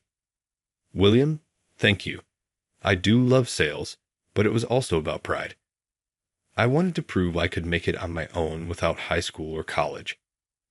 I didn't want to rely on you. Thomas, I'll always be here whenever you're ready. William looked at me warmly. Well, anyway, he said, clearing his throat awkwardly before continuing, we knew Thomas joined your company, so we provided a lot of services for this welcome party. But more importantly, William pulled out a piece of paper. There were additional orders for 50 bottles of premium wine as souvenirs. Also, someone has been occupying a suite at our hotel for the past 3 days. The charges for both are included in this invoice. The branch manager turned pale as he looked at the paper, then slowly looked at Susan. What is the meaning of this, Susan? 50 bottles of wine. That's not for all the employees. Who are they for? And the suite? Who has been staying there? The branch manager's voice shook as he glared at Susan. The sound of Susan swallowing nervously echoed in the silent hallway. Michael lay face down on the floor, pretending not to hear. Well, I have no idea what this is about. I know nothing about it, Susan stammered, trying to feign ignorance. Don't worry, branch manager, William replied cheerfully. We have security cameras, so it will be easy to see who stayed in the suite. We can also ask the staff in charge about the additional orders. Susan screamed, No. What is wrong with you? Do you have a grudge against me? A grudge? Not at all. I'm just stating the facts. I got a bit emotional because my friend was being mistreated. That's not very professional of me as a hotel manager, William said with a calm expression. Susan stared at William as if he were a stranger. Also, I noticed earlier the budget for the welcome party was $150 per person, right? Yeah, that's what I was told, and we collected that amount. I even paid $300 myself and said to use the extra for the after party. The branch manager replied. That's odd. We were told the fee was $100 per person. The branch manager and I immediately looked at Susan. She avoided our gaze, her face now completely pale. Manager, did you use the $5,000 difference to cover the cost of the wine and the suite? Susan, what have you done? This is embezzlement. Embezzlement. Michael sprang up and shouted, Embezzlement. I didn't know the manager booked the hotel and ordered the wine on her own. She said no one would find out if we kept quiet. And about Thomas, the manager told me to push him to resign because a dropout was a nuisance. I didn't care about any of that. Crying, Michael confessed and crawled toward me. Please, I meant no harm. Forgive me. She ordered me to do everything. She blackmailed me after we had a drunken fling, threatening to tell my wife. I'm a son-in-law by marriage. If it gets out, I'll lose my home and my kids. Michael, how could you say that? Susan shouted, but it was too late. Michael continued to spill everything. The fee for the welcome party was $100 per person, with the company covering the rest. But the branch manager didn't know, and we told everyone else there was no subsidy. We planned to use the leftover money to live it up. You scoundrel. Susan leaped at Michael, grabbing him from behind. What are you doing? Lies, all lies. It's the other way around. He blackmailed me with photos from when we had an affair. I had to go along with it. Susan shouted, shaking his shoulders. The commotion must have reached the people inside the venue, as the door opened and employees peeked out. Branch manager, this is clearly embezzlement. We need to contact headquarters immediately. I spoke to the branch manager, who was pale and trembling. Yes, even a fool like me can bring you to justice. Prepare yourselves. With that, the branch manager stormed off, clearly too furious to think of simply using his phone to call. Get off, get off. I called Susan away as she tried to hit Michael. Manager, it's time to give up. You've gone too far. We'll expose all your past deeds, no matter how good your educational skills are. Being a morally flawed person is inexcusable. Susan glared at me, but then realized the employees were watching and slumped in defeat. Michael lay limp at my feet. All right, everyone, it's time to wrap things up. Please gather your belongings, Williams said cheerfully, then turned to me. Tell the branch manager the bill will be the originally agreed $10,000. The cost of the wine and the suite will be billed to these two. Got it. Thanks. I'll make sure the employees get their money back. William and I looked at each other, and I headed into the venue to explain the situation. Later, we reported everything to headquarters. Susan was not only fired for this incident, but also faced disciplinary action for all her previous misconduct, including compliance violations and embezzlement. It was inevitable. Additionally, it was discovered that Susan had been skimming expenses, resulting in hefty fines. Michael also tried to claim he was blackmailed by Susan, but his enthusiastic mistreatment of me and others with lower educational backgrounds didn't help his case. He was also terminated. His firing caused a huge uproar at his wife's family home. While trying to explain, Susan barged in, turning the scene into chaos. Eventually, their affair was revealed, and Michael was kicked out by his furious wife and her family. He and Susan were both slapped with hefty alimony demands. They now live together in a shabby apartment, constantly bickering, with no companies willing to hire people in their late 40s who were fired. They scraped by with day jobs and part-time work. Susan, who once flaunted her branded clothes, now wanders the streets in sweats with disheveled hair. I saw her from a distance, but she had changed so much I could only watch in silence. The branch manager was demoted and had his salary reduced for overlooking the compliance violations. He was transferred to another branch, lamenting that his retirement benefits would be reduced just before his retirement. With the troublesome Susan and Michael gone, the atmosphere in the sales department of the third branch improved significantly. No one marks me for being a high school dropout anymore. The new manager and supervisor apologized for everything and promised to assign me tasks suitable for sales. That's amazing, Thomas. You're top in performance again. My colleagues praised me as I secured contracts one after another like a fish in water. Thank you, but it's not just my efforts. It's because everyone in the other departments cooperates too. Realizing that strengthening interdepartmental collaboration made work smoother, other salespeople began to communicate more actively. As a result, the overall atmosphere in the company improved. For the first time, our third branch topped the sales chart for Anchor Corporation this quarter. Everyone's morale was boosted and the company was thriving. William and I are still close. He frequently encourages me to switch jobs, but every time I tell him I love sales, he looks disappointed yet pleased. William cares about me in his own way.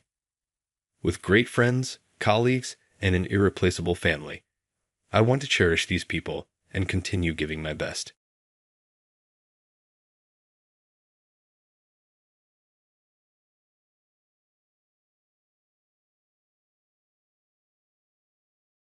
I'll make you president if you can do this correctly. And I'll comply with your request if you don't want that. What say you? You mean there are no more complaints? A stunning CEO's daughter, whom I hadn't seen in years, posed a challenging question to me during our middle school reunion. She sneered and made fun of me for merely having a high school diploma, as if she had disliked me since then. With a smug look on her face, she seemed to be saying, "I bet you can't solve this." Although I honestly didn't want either prize, I was unable to refuse a battle when it was offered to me. She said, "Well, I had a bit of trouble with this one myself," as I reviewed the question. "You shouldn't find it so simple either, should you?" "Okay, let me offer you a small clue." "I apologize. It was really simple." "I've already figured it out," she chuckled. To be honest, I smirked at the CEO's daughter, who was in disbelief. "I'm Rick Mitchell, and I'm 32 years old. I'm not out on the sea like a fisherman, but my job incorporates the ocean. I own a fish farming company that raises red sea bream and flounder in the temperate climate of the Seto Inland Sea. My granddad established this fish farm. After I finished from high school, I assumed control of the company. We are a family of 4, consisting of my mother, father, and sister, who is 8 years older. Mom stays at home while Dad works as a banker at a local bank. I had a fairly contented life with a strict father, a kind mother, and a loving sister. Since I was young, I loved going to my grandparents' house. Every summer break, I'd stay there for a long time, surrounded by the ocean and mountains. "Hey Rick, let's go to the ocean." "Wait up, Grandpa." Each morning, I'd head to the sea with my grandpa and help feed the red sea bream and flounder on the farm. It was just feeding them, but with such a large farm, it felt like hard work for a kid. Still, every day, I'd help without skipping, and the breakfast afterward always tasted incredible. In the afternoons, I'd swim in the sea or catch bugs with friends who lived nearby, enjoying my childhood to the fullest. I remember feeling so happy because the local kids always welcomed me, even though I only came during summer. But when I was about to graduate high school, Grandpa fell ill. The problem was how to keep the fish farm running. My dad, with his banking job, couldn't take over the business. Then I'll take over Grandpa's fish farm. Are you sure, Rick? You were planning to go to college. I'm sure. I'd hate to see Grandpa's fish farm go away. Dad tried to talk me out of it, but I couldn't bear the thought of letting my grandfather's fish farm go under. With that strong conviction, I convinced him. So, I gave up on going to college, moved in with my grandparents, and started helping out at the farm. Though I knew the work was tough, I had watched for years and had a general idea of the steps. A veteran named Sam, who had worked with Grandpa for years, taught me the detailed work and helped me get through. Sam had known me since I was little and had always treated me like a grandson. When I'd come to help at the farm, he was both kind and strict as he taught me. After a while, Grandpa's health improved enough that he could start working with us again. Rick, I'm sorry you've done so much for us. Don't worry about it. I did it because I wanted to. Rick's pretty efficient, so it's been a big help. You should take it easy, old man. Hey now, I'm not ready to lose to the young ones just yet. At Grandpa's words, Sam and I looked at each other and laughed. Then one day, I got a call from Mom. Apparently, an invitation postcard for my middle school reunion had arrived at my parents' house. When I graduated from middle school, we moved due to Dad's job transfer, leaving behind the neighborhood I'd known. So, I hadn't kept in touch with any of my classmates since then. I wonder how everyone's doing. I'm kind of curious, but I just don't feel like going to the reunion. As I was thinking that, Mom unusually encouraged me to attend. Usually, when I say I'm not going, you just say, without much interest. When I asked her why, she explained what the postcard had said.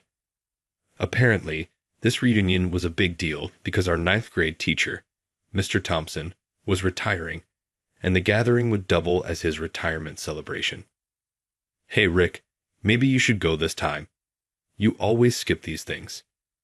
Yeah, Mr. Thompson did a lot for me. I thought it over.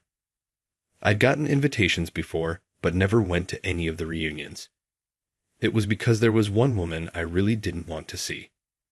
It wasn't like we dated or broke up or anything, but for some reason, she had always disliked me in middle school, almost like she saw me as an enemy. What puzzled me was that I had no idea why she'd felt that way. If I'd actually done something to her, I'd apologize, but since I didn't remember doing anything, there wasn't even a clear reason to make amends. What's with that, bedhead? So uncool. No wonder you can't get any attention looking like that. What's that handwriting? It's so messy I can't even read it. Really shows who you are as a person.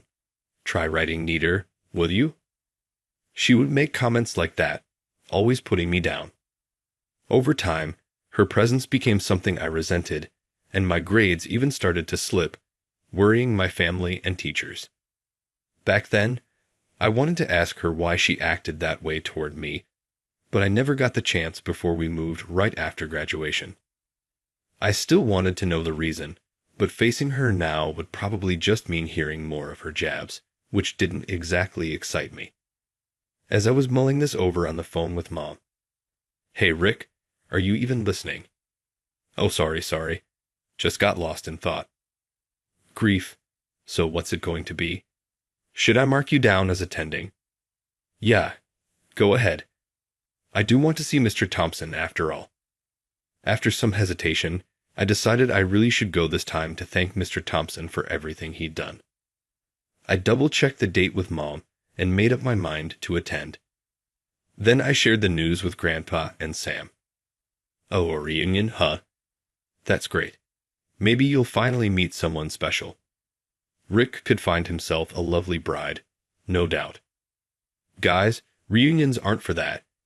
I laughed off their teasing and headed back to my parents' house.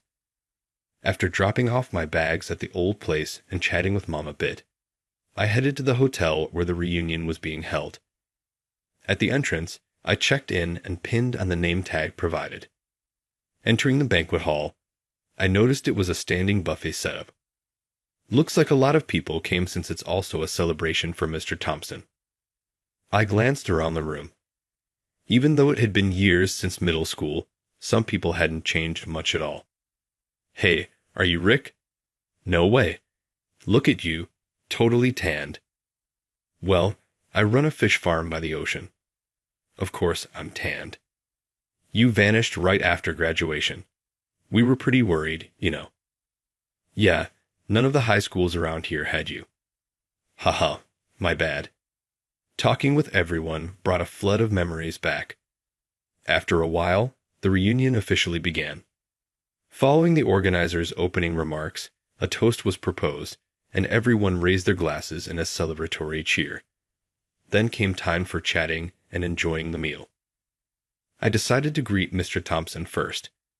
Grabbing a bottle of beer, I made my way over to him. Mr. Thompson, thank you for all your hard work over the years. Oh, Rick, how have you been? Thanks to you, I've been doing well. With that, I poured some beer into his glass. Mr. Thompson, who specialized in social studies, was usually a strict teacher, but he was also incredibly caring. Thanks to you, I've been able to get along with my family even now. I really appreciate what you did for me back then. Good to hear. I heard you moved right after graduation, so I was a bit worried about you. Mr. Thompson said, smiling warmly, his eyes crinkling.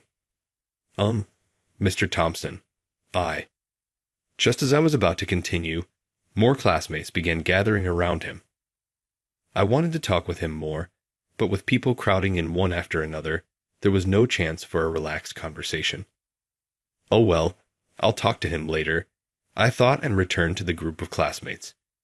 We reminisced about old memories and chatted about what everyone was up to.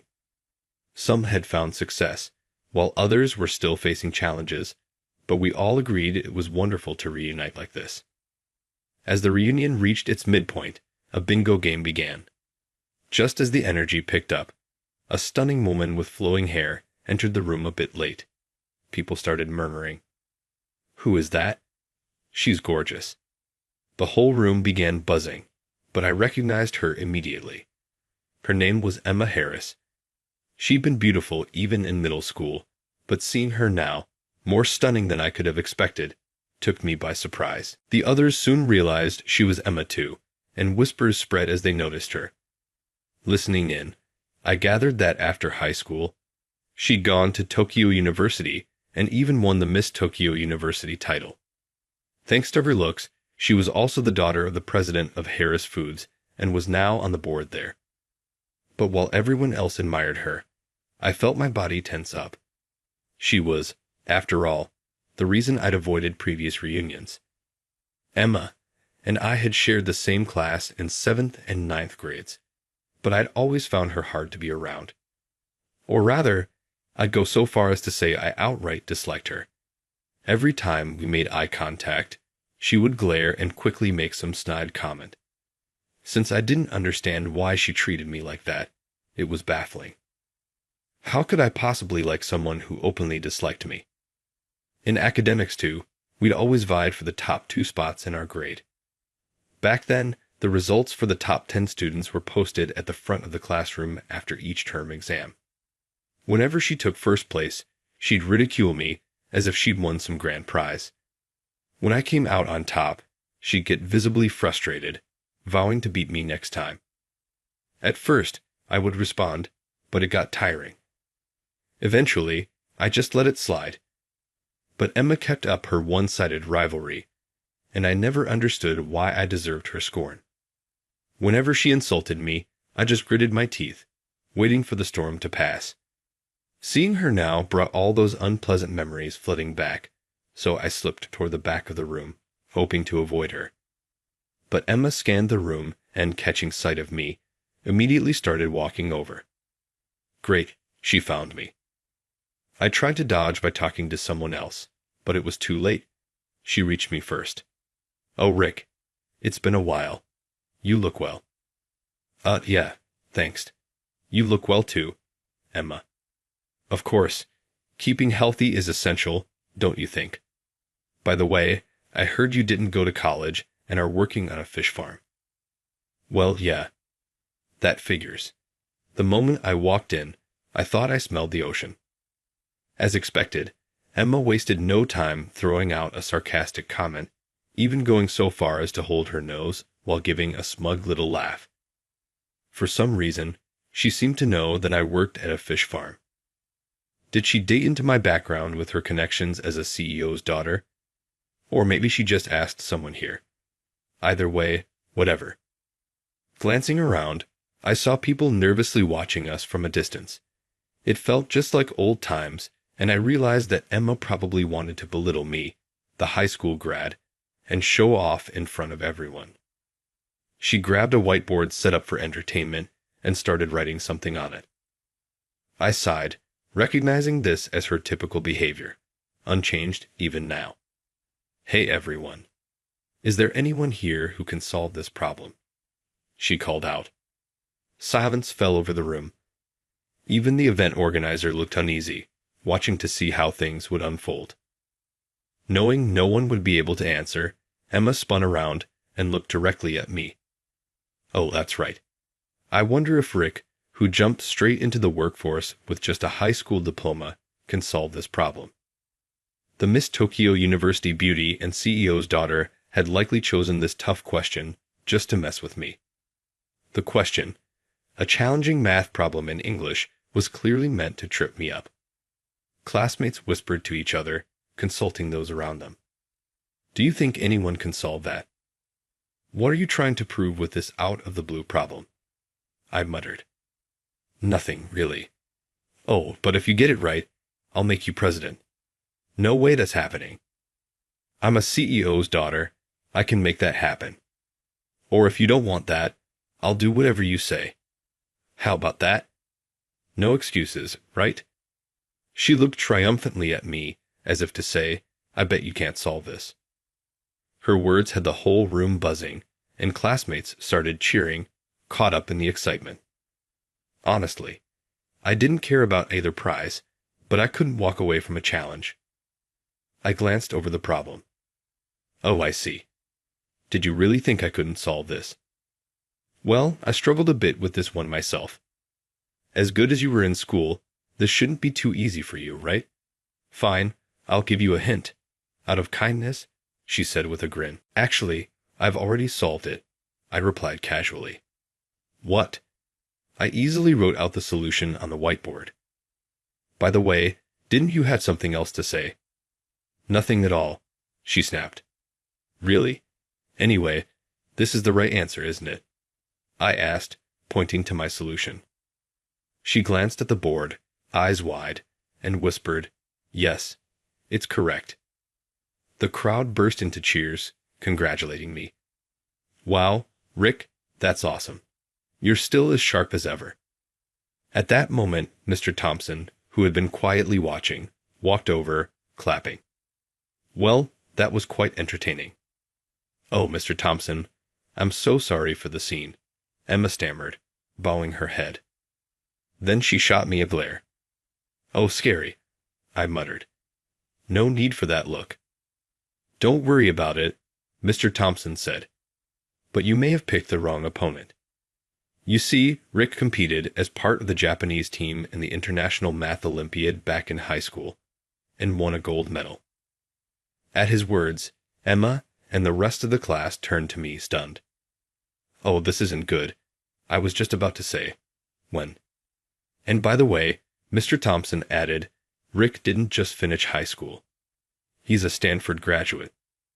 Just as I feared, he announced it to everyone. I couldn't help but hold my head in my hands. All eyes in the room turned to me at Mr. Thompson's words. Even Emma looked at me, her eyes wide in surprise.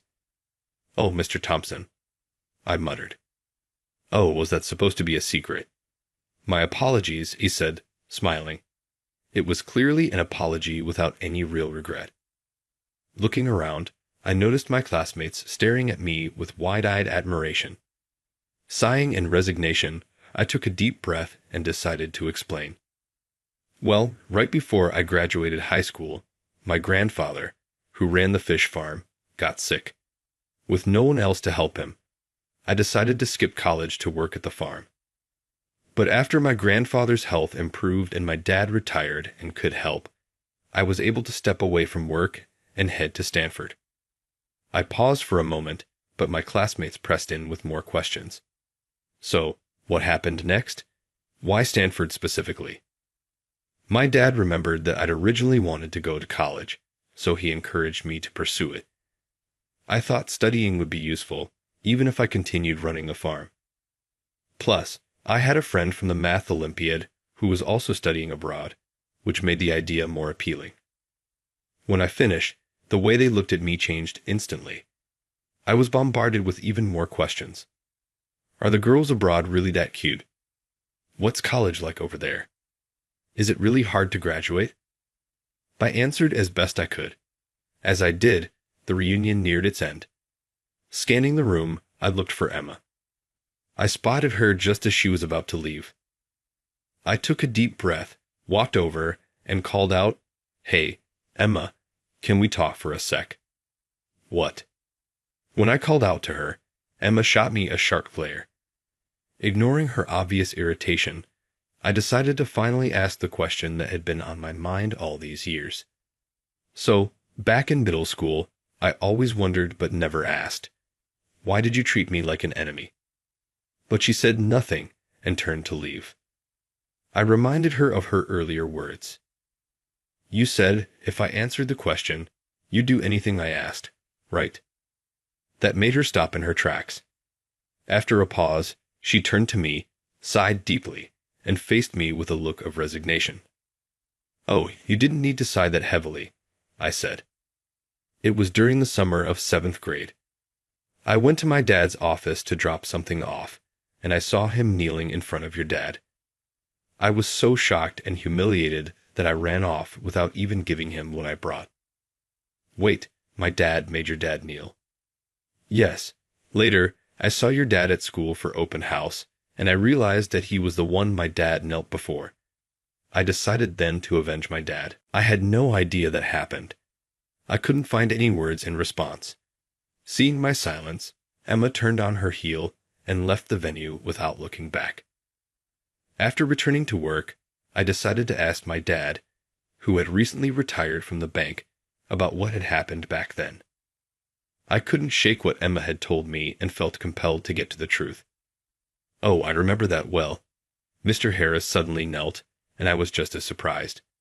"So, it really happened." Now, don't get the wrong idea. Of course, I immediately told him, "Please don't kneel." But he insisted, saying, "Not until you approve the loan." "Wait, so you didn't make him do it?" "I'd never make someone do that." Our bank had already extended a loan of several $100,000 to Harris Foods, and they needed to make monthly payments. But since business was slow back then, Mr. Harris had asked for a deferral of those payments, a loan adjustment.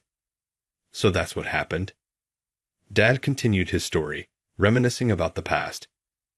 Thanks to the reduced monthly payments, Harris Foods' finances gradually improved. But just as things were getting better, they requested an additional loan for equipment investments. Typically, when a loan is rescheduled, it's difficult to secure more funding. After all, they're already struggling to make regular payments, so granting another loan risks us not recovering the funds, which could spell disaster for the bank. Nodding in understanding, I realized that the kneeling must have happened during that exchange. So what happened with the additional loan? We approved it. Mr. Harris and I put together a recovery plan and managed to secure that extra financing. Wow, Dad, that's impressive.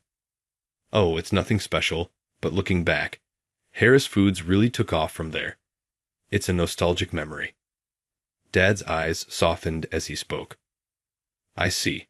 Thanks, Dad. I understand the situation now. Well, good. If you ever have more questions, Just let me know. Thanks. I felt relieved knowing Dad wasn't the type of person to force anyone to kneel. I wanted to clear up Emma's misunderstanding as soon as possible.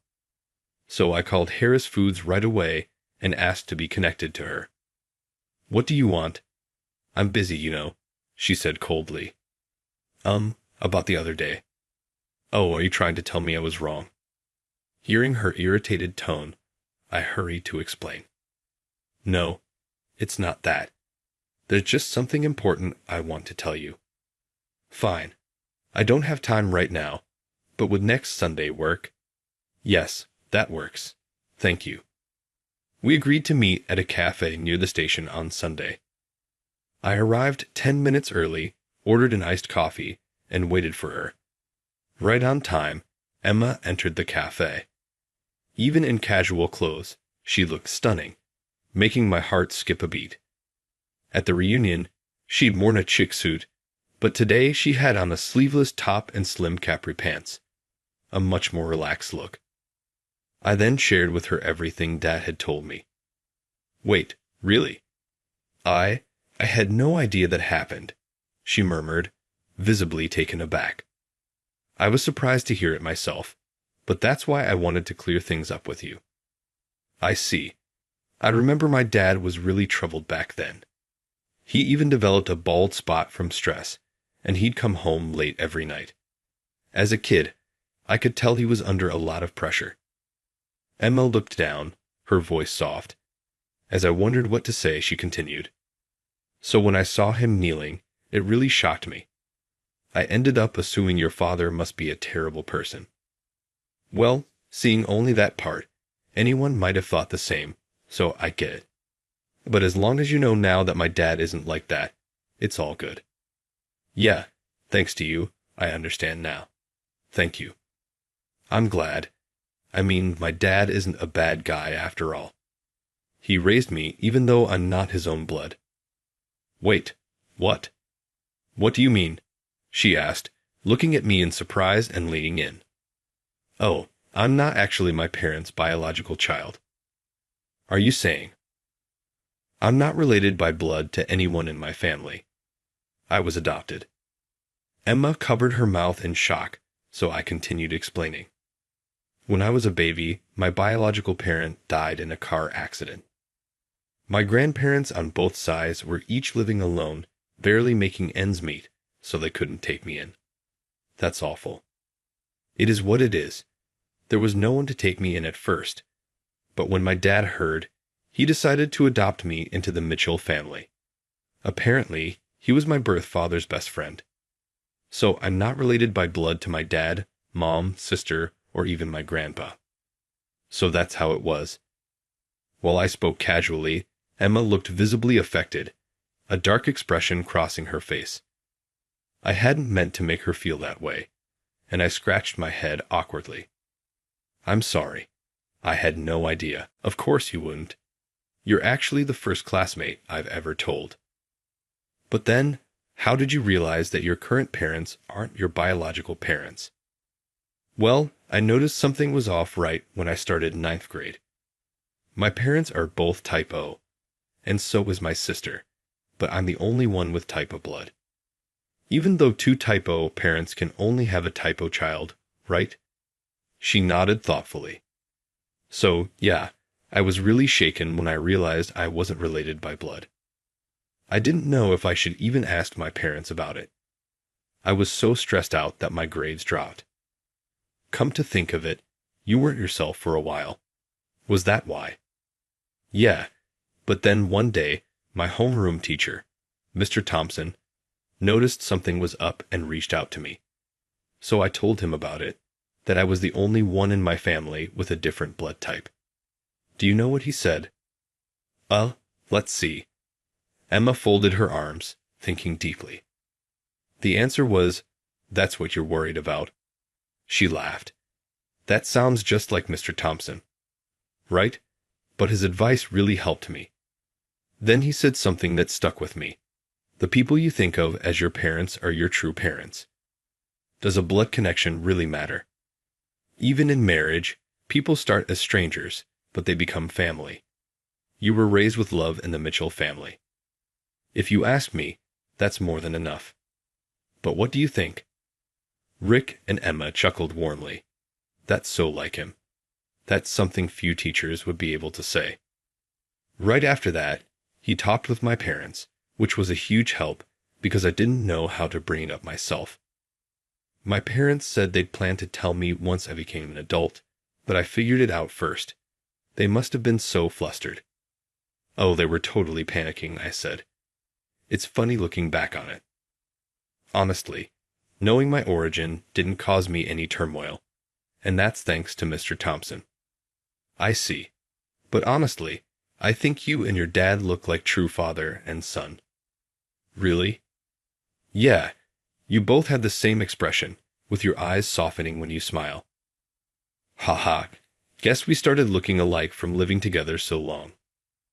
Emma smiled and said, "I'm sure that's the case." Her smile made my heart skip a beat, but I managed to keep the conversation going. "Actually, I think I resemble my grandpa more than anyone else." "You really love your grandpa, don't you?" "Yeah. Both he and grandma have always been amazing, treating me like a real grandson. That's why I couldn't bear the thought of letting the farm he built go under." "I see. I'm sorry for putting down your work." Emma gripped her coffee cup tightly, apologizing. "Compared to your struggles, my own worries seem so trivial." "I don't think they were trivial at all." "No, they were small. And to think your dad was the one who saved Harris Foods. I can't thank him enough. It was really just a misunderstanding, and I just wanted to clear that up. Even so, I still want to apologize and show my gratitude." Emma leaned forward, saying it so earnestly that I was momentarily taken aback. I managed to reply, carefully choosing my words. "Oh, by the way, Dad seemed nostalgic when I mentioned Mr. Harris's name. Then let's do this. Why don't we have dinner at my place sometime soon?" "Wait, are you sure?"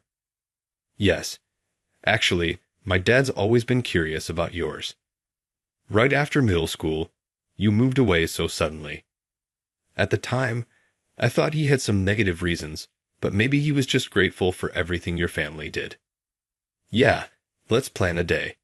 I'll bring Dad along." "Please do." Seeing her look so happy made me smile too. We exchanged contact information right there. A few days later, my dad and I brought some of our finest farm-raised red sea bream and flounder to Harris Foods.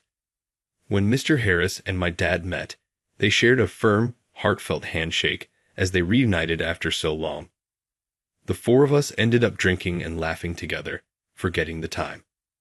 The steak Mr. Harris had prepared was delicious, and I found myself pleasantly buzzed. By the way, my daughter Emma here is already over 30 and still hasn't found herself a boyfriend," Mr. Harris said with a grin. "No way. Such a beautiful woman. That's a shame." "Though my son Rick here is pretty much in the same boat," my dad chimed in. "Dad, stop it. Seriously, Dad, cut it out." As the conversation unexpectedly turned to dating, Emma blushed and gave her dad a playful slap on the back. I, on the other hand, shot a glare at my own father. "Rick, what do you think about my daughter?" Mr. Harris asked suddenly. "Ha ha. Oh, come on," Mr. Harris said, chuckling. "Nicely said. What do you think, Rick?" he added, nudging me. "Oh, well," I stammered, caught off guard. My cheeks grew warm. Mr. Harris and my dad exchanged a knowing look and chuckled. Emma gave my shoulder a playful tap and said, "Come on, that's not an answer." I rubbed my shoulder, shooting her a look, but she just pretended not to notice. Watching her, I thought maybe, just maybe, we had a pretty good connection after all. It was a night filled with laughter and unexpected warmth.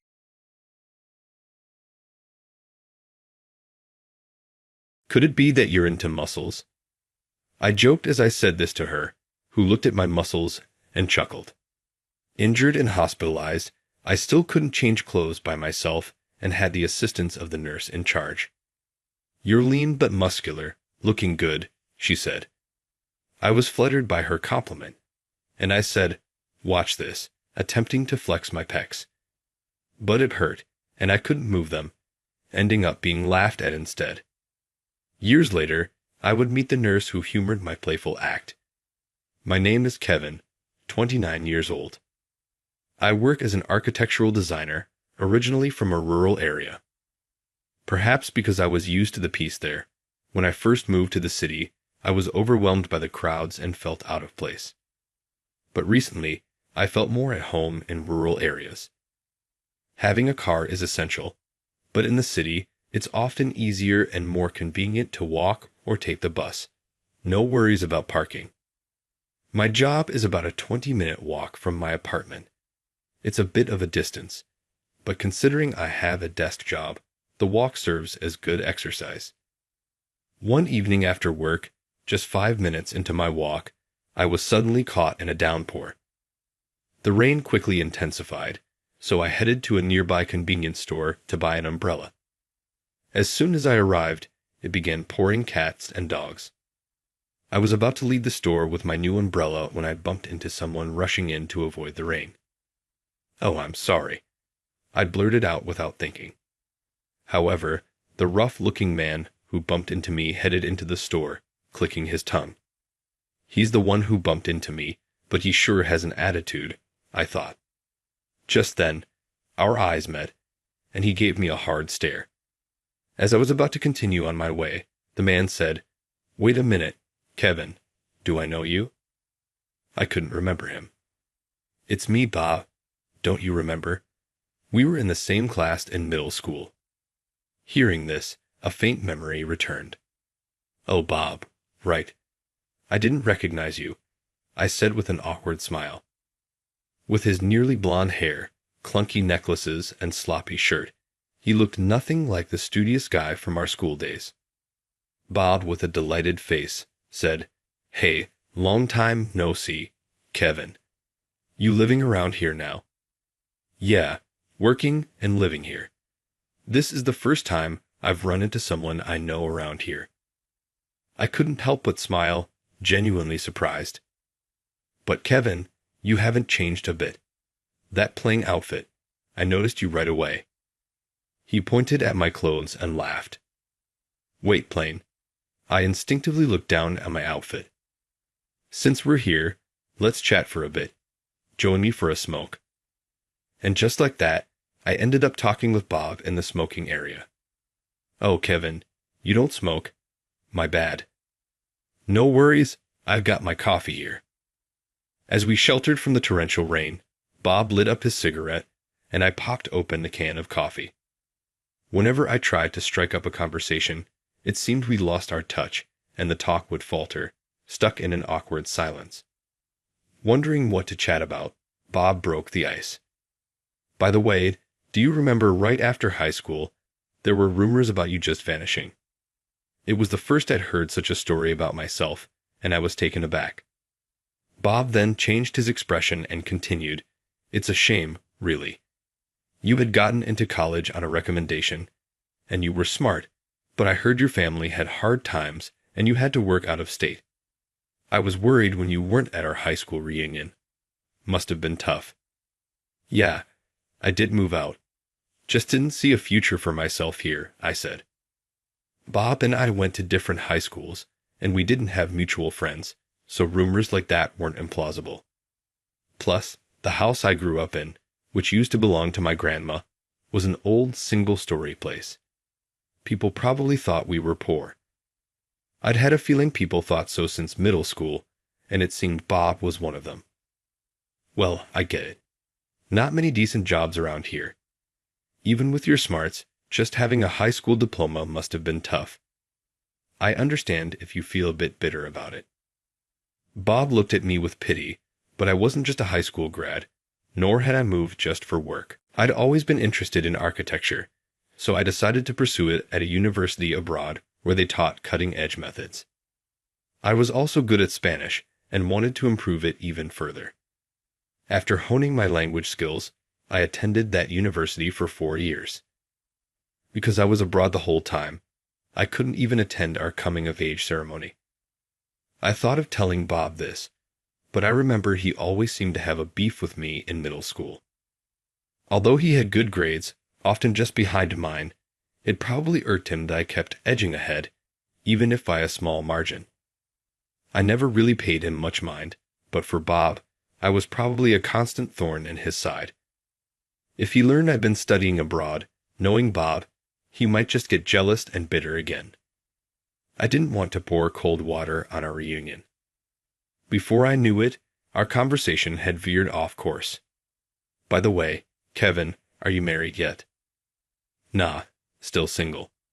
Actually, don't even have a girlfriend right now. I was worried you might tease me, but Bob's face brightened up. Well, look at you, still lonely. Hey, I often organize a party. I'll invite you next time. I can easily round up some cute girls. Let's swap numbers. Bob said, offering his cell phone. I wasn't too keen, but turning him down felt wrong, so I exchanged numbers. That's how, after more than a decade, my friendship with Bob resumed. I often felt like I was just making up the numbers, but Bob would frequently check in and invite me to mixers. The other guys invited were all easygoing, and I was mostly the wingman. I might not always keep up with their energy, but I didn't mind these events. I was content just listening. Then, on one of those mixers, sorry, Kevin, 2 guys canceled for tonight. I arrived at the bar, and Bob made an apologetic gesture. Now, with a 2-on-4 situation, I wondered how the night would pan out. Soon after, the girls arrived. Sorry we kept you waiting, Bob. We've told everyone it's 2-on-4. Let's just have fun and treat it like a dinner party. Don't worry about it. Just eat and drink, the organizer from the girls' side suggested. The other 3 women all nodded in agreement. All of today's members are said to be nurses. I'm impressed that Bob always managed to organize it so that every woman who came was always beautiful or super cute. Even today, I think there are some pretty ladies around. Glancing at them, one girl catches my eye immediately. It's not just that she's my type. She's exceptionally cute.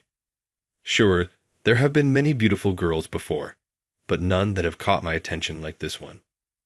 However, I feel like I've seen her somewhere before. While I'm wondering if it's just my imagination, introductions suddenly start. Bob and I go first. We simply share our names, ages, and mention that we were middle school buddies. The women's introductions go similarly, but when I hear the name of the girl I've been curious about, it jogs my memory. Amanda. Wait, could she be? I think that, but I can't be sure. Although curious, it's a common name, but she does look familiar. While thinking all this, I end up just listening and occasionally glancing at her without initiating any conversation. Even though there are only 2 men, including Bob, I, not being much of a talker, find it hard to start conversations. Thankfully, the ladies initiate topics, and one of them seems to be good friends with Bob, keeping everyone laughing and entertained. I join in the laughter and nod in agreement from time to time. However, with no other men around today, my quietness is quite noticeable. Man, this guy is always so quiet and boring. Even back in middle school, he just studied all the time. He's always been a quiet, dark sort of guy, a tipsy Bob says, laughing and poking fun at me. Really? Well, he's still better than you. The lead woman snaps back at Bob, making everyone laugh. But a drunk Bob, getting carried away, begins to blabber on about me. You know, this guy lived in a super rundown house. You know those old-fashioned bungalows? Seriously, it really was poor. I wonder how he lived there. He was smart, but because of his family's financial situation, he went to work right after high school. Didn't even show up for our graduation. I was worried, but then I ran into him the other day. Bob spoke of me in a mocking manner, enjoying every bit. I could have chimed in and said, "No, that's not true," but honestly, telling the truth in this situation might have upset the drunken Bob even more. So I just played it cool with a polite smile and let Bob carry on with the story. I always thought it was a waste. His grades were almost at my level. Well, my family had money, so I went to a prestigious university. In the end, I've done better. I'm the star player at my company on the fast track to success.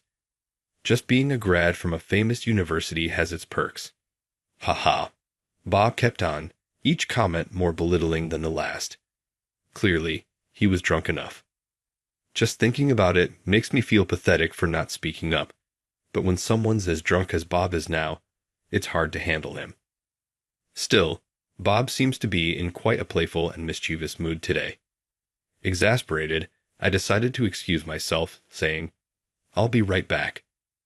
Need to use the restroom," and left my seat. Bob's being such a handful today.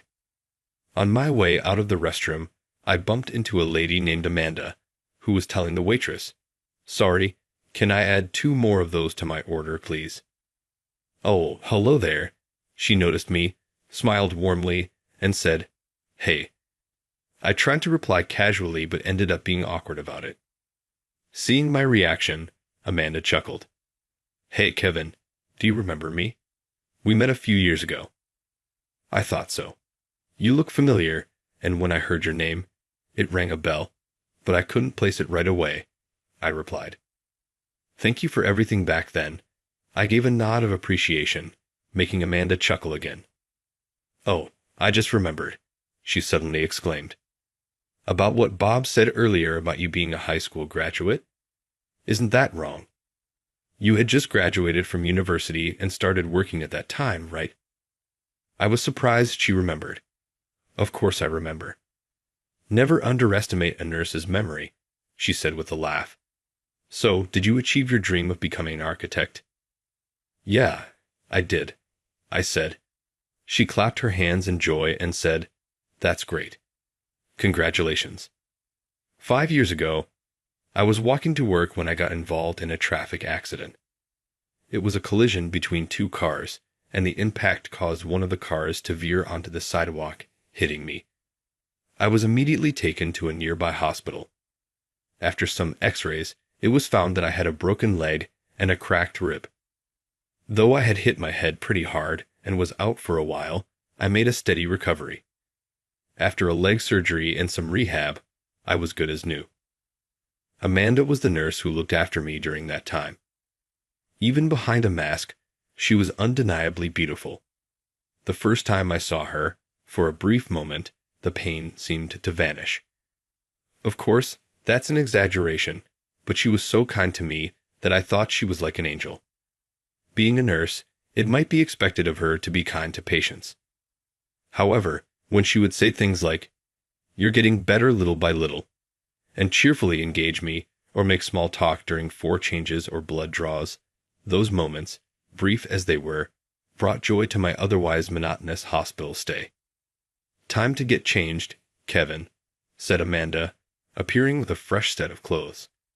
"It's still hard for you to do it alone, so I'll help you out." She gently wiped my body with a towel and assisted me in changing. Then Amanda giggled and said, "You know what?" I wasn't sure what was amusing, but I found myself laughing along. "You have some impressive muscles," she remarked, laughing softly. "Oh, these. Well, I do go to the gym. I've always been skinny, and given my job, people tend to see me as frail, so I wanted to appear a bit stronger. It was one of the rare moments someone complimented my physique, and it made me feel proud." "Oh, really? What's your job that people see you as frail?" Still chuckling, Amanda asked. "I'm an architectural designer. Still a rookie, though. I had just started working after graduating when I got into this accident. I can't wait to get back and prove myself." Hearing this, Amanda said, "Wow, that's amazing. You have to keep pushing." Then, looking at her laughing joyfully, I playfully asked, "Do you have a thing for muscles by any chance? Lean but muscular is quite attractive." She replied with a shy smile. "See, check this out," I said, attempting to show off, but I had completely forgotten about my cracked rib. "Ouch. Guess I overdid it." I grimaced in pain, placing a gentle hand on my rib. Amanda laughed and said, "You shouldn't push yourself too hard." Though it was a short interaction, I really enjoyed our conversation. "You've come a long way. Keep up with the rehab, and let's work hard," she said before moving on to her other tasks. After that day, Amanda wasn't my attending nurse anymore. I heard she was transferred to another department due to staffing shortages. I wished I could have gotten closer to Amanda, thinking that as I went through my remaining days in the hospital, eager to get discharged and get back to work. I was working hard on my physical therapy. While moving from my room to the rehab room, I kept aimlessly wandering around, hoping to bump into her, hoping by chance to see Amanda, but never did. Yet, whenever I remembered Amanda complimenting my muscles, I felt motivated. Not just with the usual therapy, but in my room, I secretly worked out, ensuring my arms wouldn't lose strength until my discharge. In the end, I never saw Amanda after that day and buried my feelings for her. But now, 5 years later, those feelings were awakened. "You still look so fit." Maybe Amanda was a bit tipsy as she laughed, touching my biceps. "When I heard your name today, it sounded familiar, but I couldn't quite place it. Back then, you had so many bruises on your face and brown hair. Right now, it's black and you seem more gentlemanly." Then I remembered the slim and muscular guy that Amanda showed her brightest smile to that day. As our conversation drew to a close, she said, "Let's get back to our seats," and we returned together. "Hey, where have you been? You took forever." It seemed like Bob, maybe even more drunk than before, was swaying with glazed eyes. From the looks of it, the other women were slightly put off, perhaps tired of his constant complaints and bragging. Kevin is so darn slow. Bob seemed about to go off on another tangent, but Amanda quickly started a conversation with me. "By the way, Kevin, do you also design places like this?" she asked. "What kind of design?" The others, now curious, all turned to look at me. "Yeah, sometimes I do," I replied. "So you've become a full-fledged professional," Amanda said with a pleased expression. "Wait, Amanda, how do you know that? What do you do for a living, Kevin?" As everyone started asking questions, Amanda jumped in. "He's an architectural designer." Immediately, the other women began bombarding me with questions. What projects I was working on, which buildings I had been involved with, which company I was working for. I answered each in turn. When I glanced at Bob, his drunkenness seemed to have completely worn off, and he sat there, mouth agape, frozen in shock. Well, that's expected. To think that the guy he deemed beneath him was actually working at a major architectural firm. Conversations also touched upon college, and Bob found out that I had studied abroad. Despite his earlier boisterousness, Bob was so shocked he couldn't find his words. After a while, one of the women said, "By the way, haven't you guys noticed Kevin's muscles? They're amazing." "Really?" "I was a bit curious about that too," another woman replied. The atmosphere got livelier. "Didn't you say you could flex your chest muscles?" Amanda exclaimed. "Oh, I want to see, and let me touch it too." Everyone was eager, and when they saw the twitching motion, all the women, including Amanda, cheered with joy. Suddenly, I was the center of attention while Bob was left out, looking sulky. It was the first time I had ever been in the spotlight like this, and honestly, it felt great. As we were about to leave, the female organizer said, "Can we get the check, please?" to the waiter. However, the waiter smiled and replied, "It's already been taken care of." Everyone was surprised and asked, "What do you mean?" I shouted, "Tonight's on me." Although I do think it's simple-minded of me to be pleased by the attention, it was the most fun gathering I've had, so I generously paid in advance. Everyone tried to decline my offer, but in the end, I insisted. I really want to treat everyone today, and they gratefully accepted it. After that day, Bob never invited me to another party. He hasn't contacted me, and I haven't reached out either. However, the bright side, is that after that gathering, I managed to exchange contact details with Amanda. Amanda was cute back then, but she's even more adorable now. With newfound confidence in her nursing career, she looked even more radiant.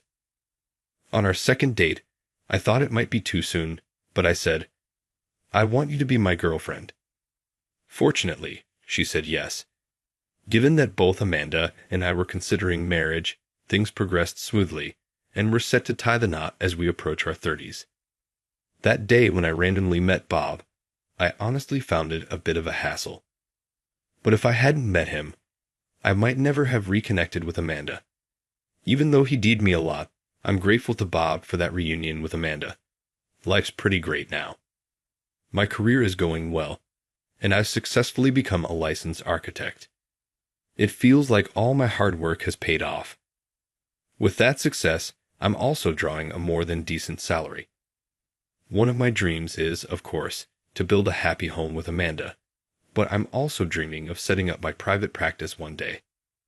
Amanda, on her part, wants to continue her nursing job. We hope to support each other throughout our lives and eagerly await the day we become a family.